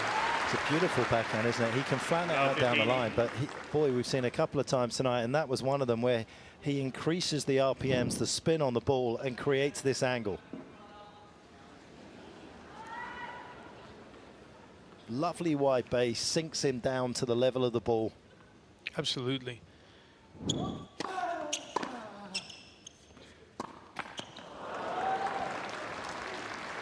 Now 30.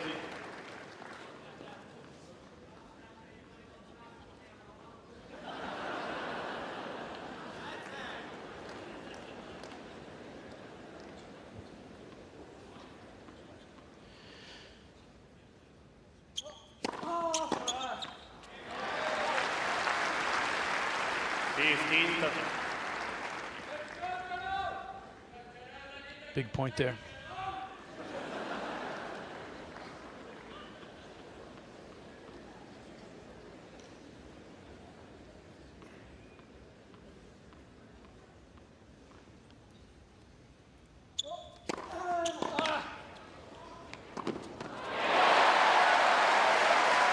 That was a great location on that first shave from Jenson that time. Opened the court up, floating return.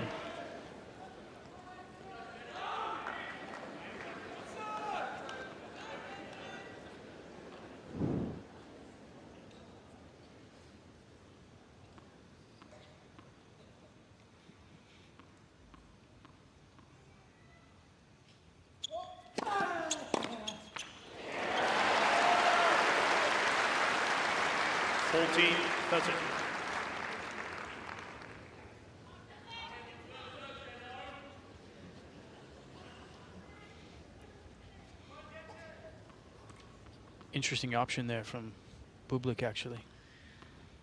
Serve was kind of right there for him to hit, and he opted to go for a block forehand return.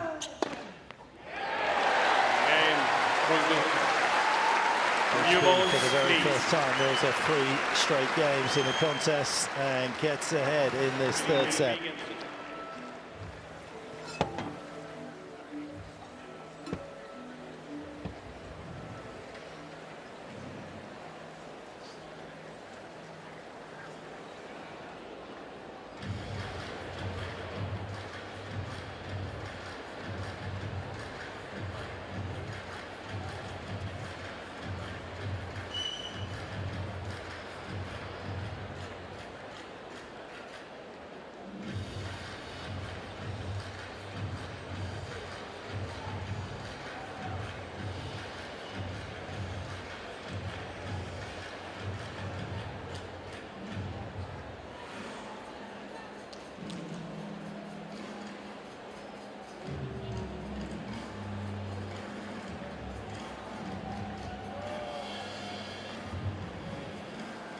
Time.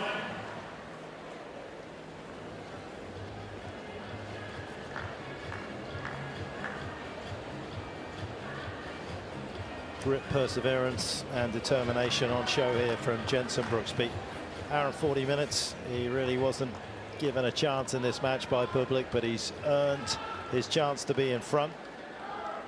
Can he capitalize on it?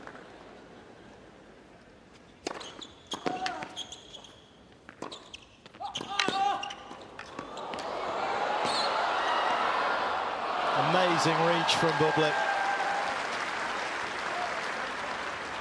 It was a great attempt at a pass from Brooksby, but Sasha able to cover the court there.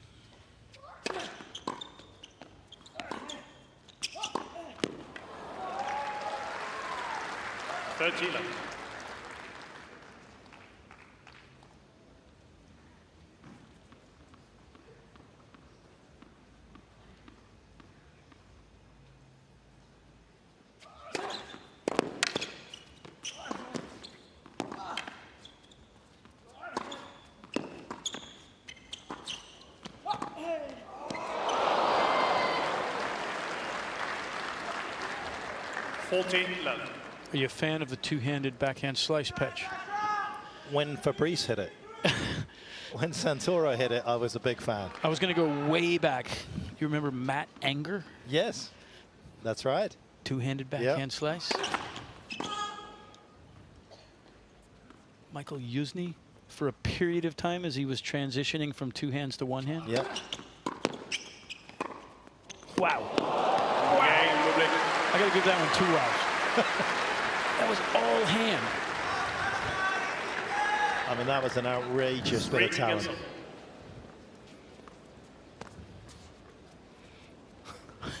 Wow, that's crazy.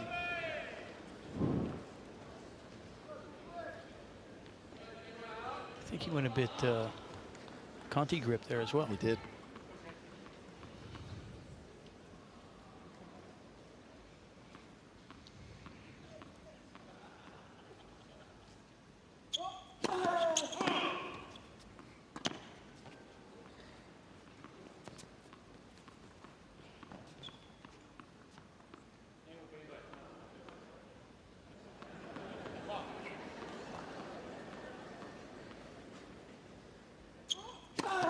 Let.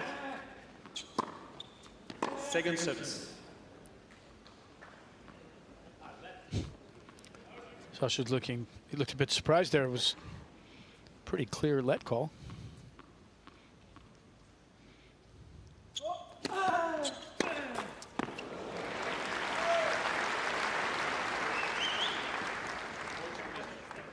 Love.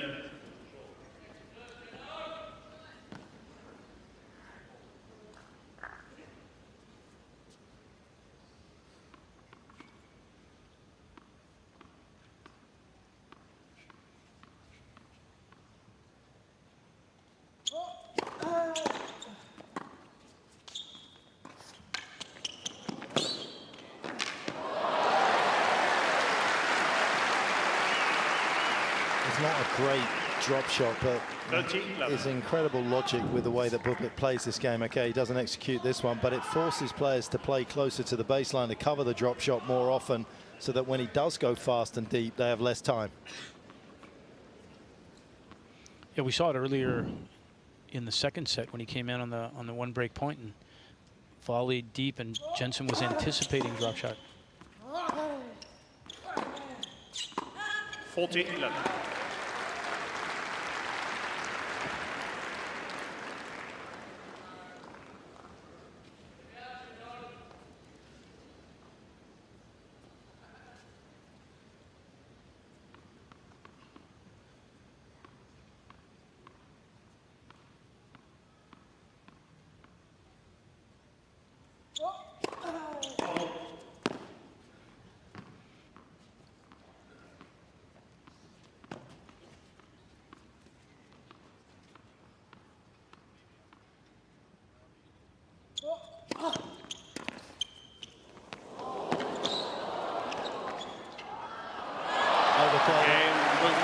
Probably was another turn the game around anyway, and a very positive look over to Liam Smith there from Brooksby. Brooksby leads 4 games to 3. 4-3.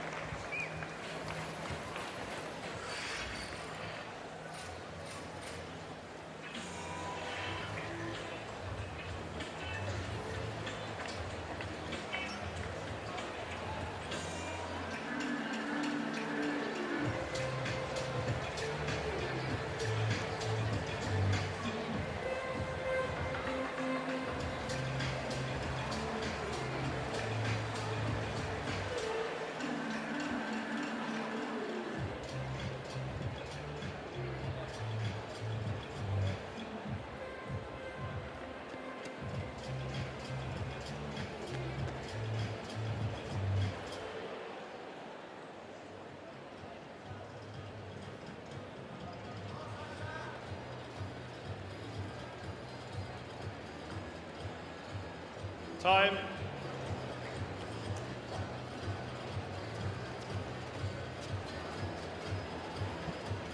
Some may be setting, but they're not setting on Brooksby's chances out here. He's revived himself in this third set.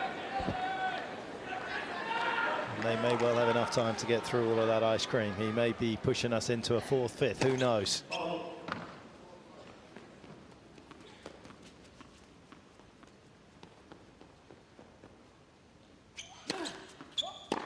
Because we know how tough he is on that way to the Houston Trophy. He saved match points in 3 matches along the way. Sorry, Brad. I remember at least one of those matches pretty well. Better than I'd like to. Didn't Tommy serve for it? He did. Bad coaching. You said it.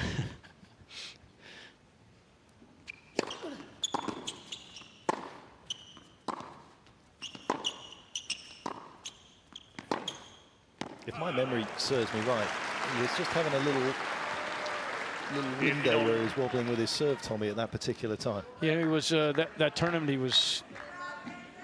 wasn't playing with his max confidence. Yeah, that's for sure. He had struggled a little bit in the first round with Christian Guerin. Snuck out of that one. First service. Had a little bit more comfortable time with Colton Smith, and then with Jenson, you know, served for the match, and I think he was a little undercooked at the time. Colton's still at Arizona? Colton has turned pro. He's turned pro. Turned pro. Okay. Because he was another one that's gone to college. 25 of them in the men's draw here that have had some sort of college experience. Yeah, it's pretty impressive. I saw the stat today: 25 guys in the main draw of the men's.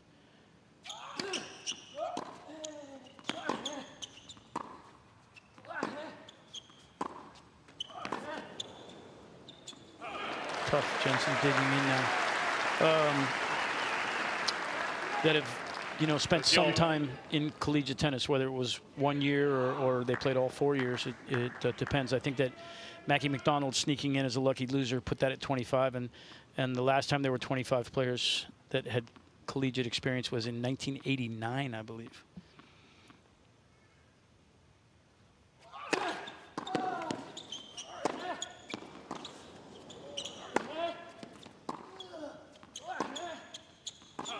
He's hung around long enough. Jenson's starting to do exactly what Jenson does when he's winning matches. Is that he's now not giving anything away, and that is a form of pressure that builds for the other player. And there's a gentleman in an Aussie top here at the back that is willing Brooksby on here, and that is who Brooksby turned to clench his fist.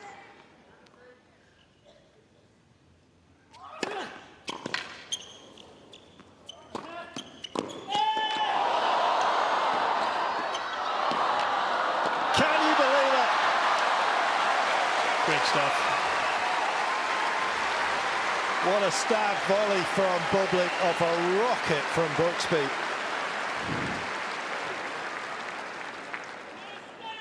Cheers.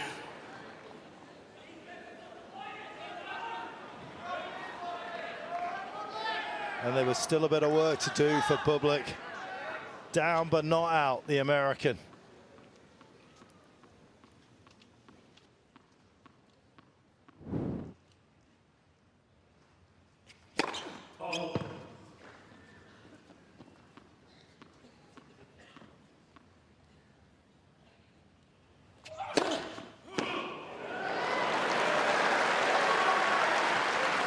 Advantage. Brooksby.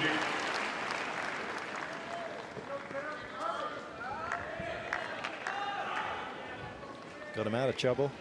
Big second serves also got him into trouble, as it does here.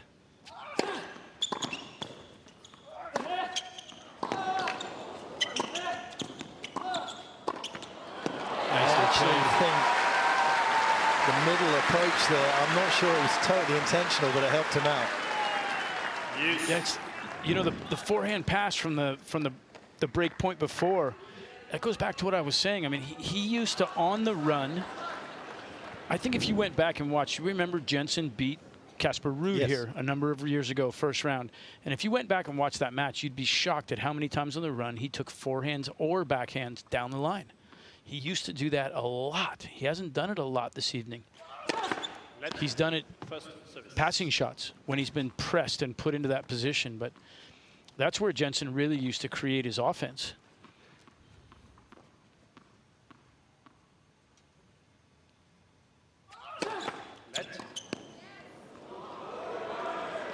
First service.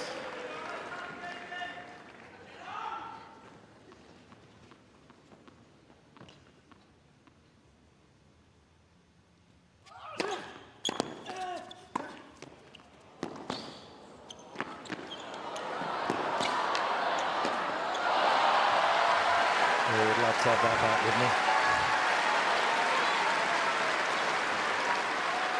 just drill it straight at Advantage. Bublik. Little stop sign volley right here from Bublik.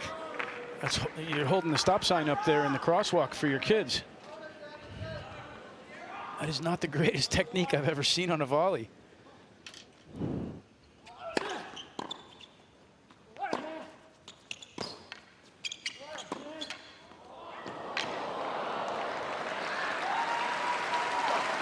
That footwork and approach was a little Roger-esque there. Yeah, as was the actual forehand in terms of its accuracy. Yeah. 4 games up.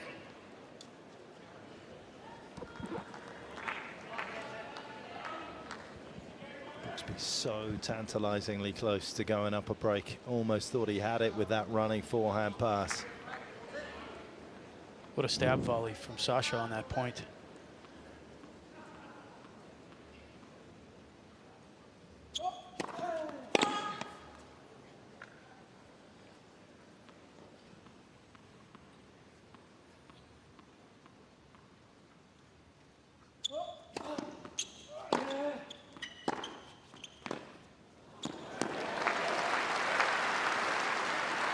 Jenson with a good counter on the first ball there. I actually kind of liked the adjustment that Bublik made there. That's the first time that he's returned from a little deeper. I wouldn't say it definitely wasn't Rafa-esque type deepness in the court, but a little more of a neutral position. Give himself a longer look at the ball.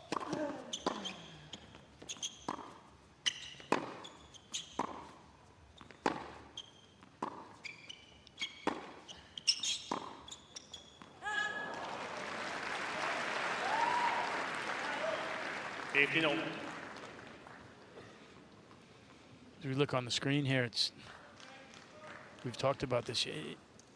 Pace isn't the most important thing again. You know, if you can hit the ball a little bit slower, and if your depth is phenomenally good, with Jenson can be, but what a difference here in ball speed off of both wings. Just speaks to the offense versus the counter punching and defense that Jenson is having to play.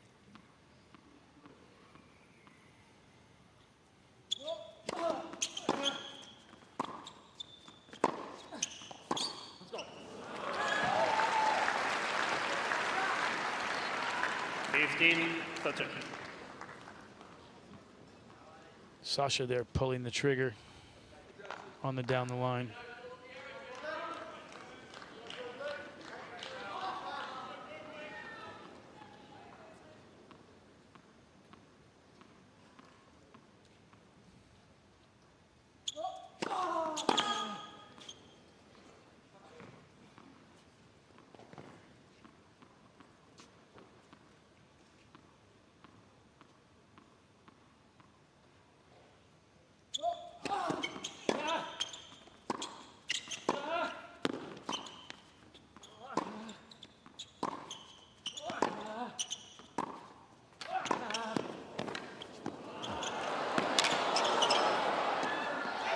Unbelievable. Don't play half-court tennis with Brooksby. Who said Jenson isn't that good at the net? That was a ridiculous pickup on that first volley. I thought he was in all sorts of trouble. Yeah, I did as well. I thought Sasha did a great job to get that ball down at his feet, and that was going to be very difficult for Jenson. He showed some very deft touch with that little volley.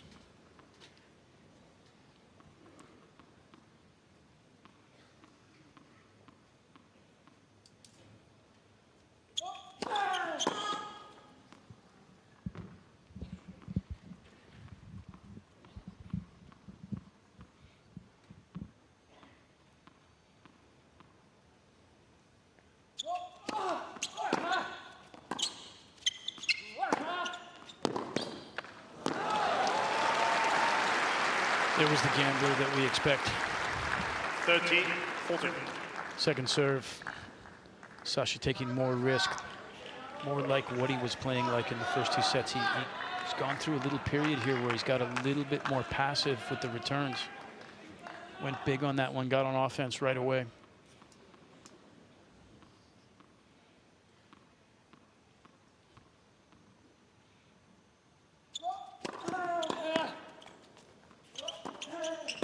Oh, he's missed it wide, and after so much good work from the American, he hands Bublik the opportunity for the win.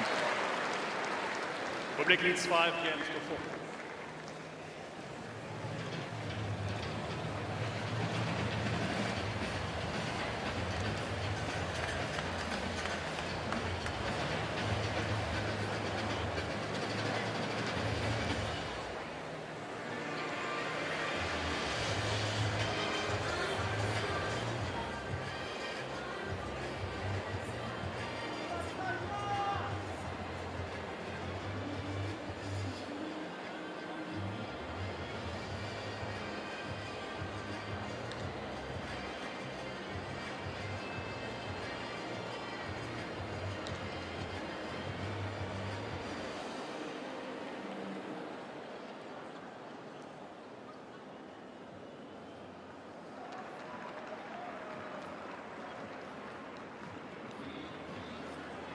Time.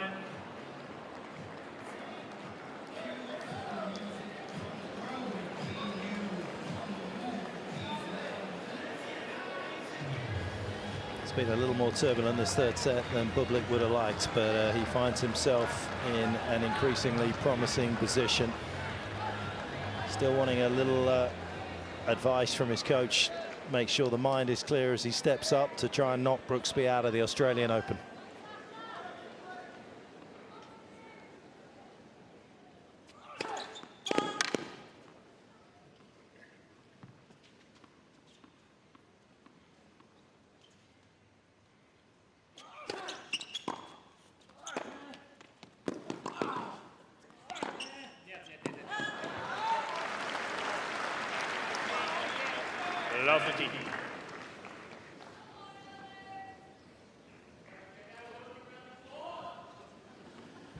Toughest game in the match, always trying to close it out. That backhand just looked a little bit guided, didn't really release his hands through the swing. Let's go. Incredible depth on that ball.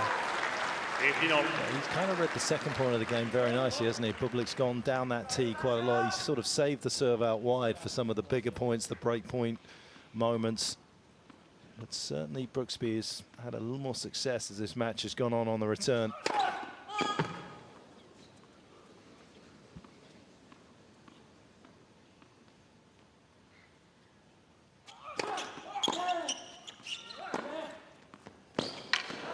Love that three-quarter backhand.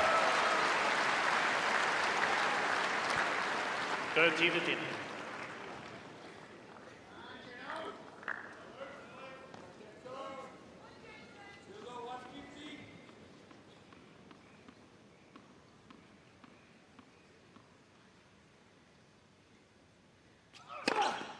$14-15.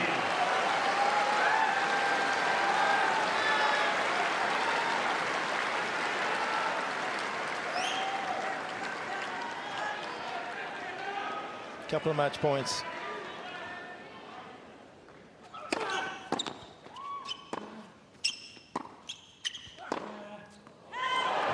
Oh, didn't miss that by much. 14, that's it.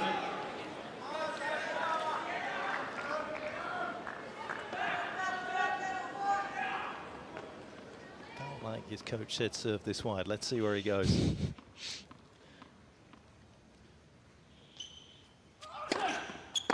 Oh, you went forehand. Yeah, on the settlement is Bublik. Doing so, 3 sets to left. 6-4. Just a little wobble at the start of the third set, having got the early break. But apart from that, it was plain sailing for the world number 10. Just the one break. Batting 500 now in Grand Slams.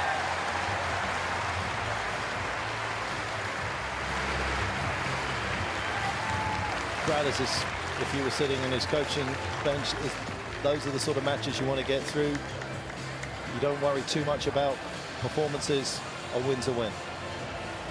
Yeah, to some degree. I mean, I think you take a few things away from that match. The first thing that sticks out in my mind is doing a little bit better job of maintaining your focus and trying to get a second break in each set. I felt like he was a little bit comfortable with those early breaks. And the other thing is that he did have a, what we would describe probably as a little bit of a hiccup game. Gave up 1 break point in the first set, 2 break points in the second set, got down love 40 in the third, and then ends up getting broken finally.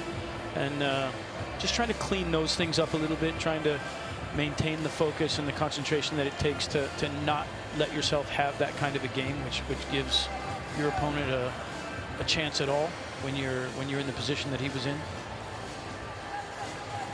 Brooksby's come down under, went over to Auckland, won a round, lost against Baez. Tough draw, of course. When you're not seeded, there is no protection, and you're never quite sure who you're going to run up against. And unfortunately for him, not only did he get the world number 10, but he got the world number 10 in good form, having just won in Hong Kong. Confidence is high. Yeah, absolutely. Absolutely. Bublik is where he's at for a reason, and that reason has been the last 10 months, 11 months. He's playing on a high. He's playing with confidence. He wins a title to start the year, and it just maintains that. So definitely a tough draw for Jenson, and look forward to seeing how he continues to develop after hearing some of the things that Liam Smith said about what they're looking at doing with him.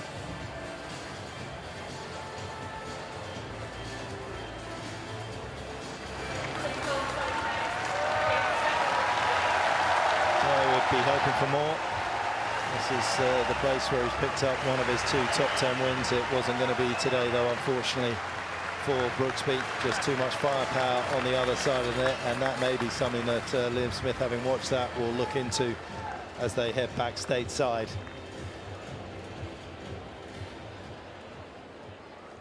As for Sasha, he's going to head to the interview.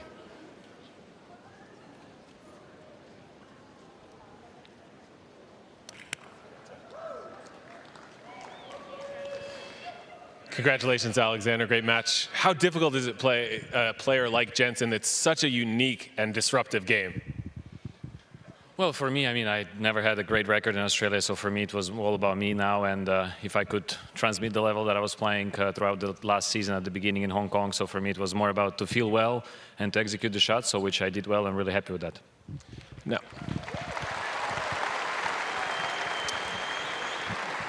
You had your best year on tour last year. You're already a title winner this year. Is this the most confident you've ever felt coming into a Grand Slam tournament? Oh, well, to be honest, no, because as I said, I never won a lot of matches here. So for me, I mean, it's just to take match by match, point by point, and to develop the level in Australia, because I never felt well. So I hope this year is going to change. So that's most important for me, to be honest.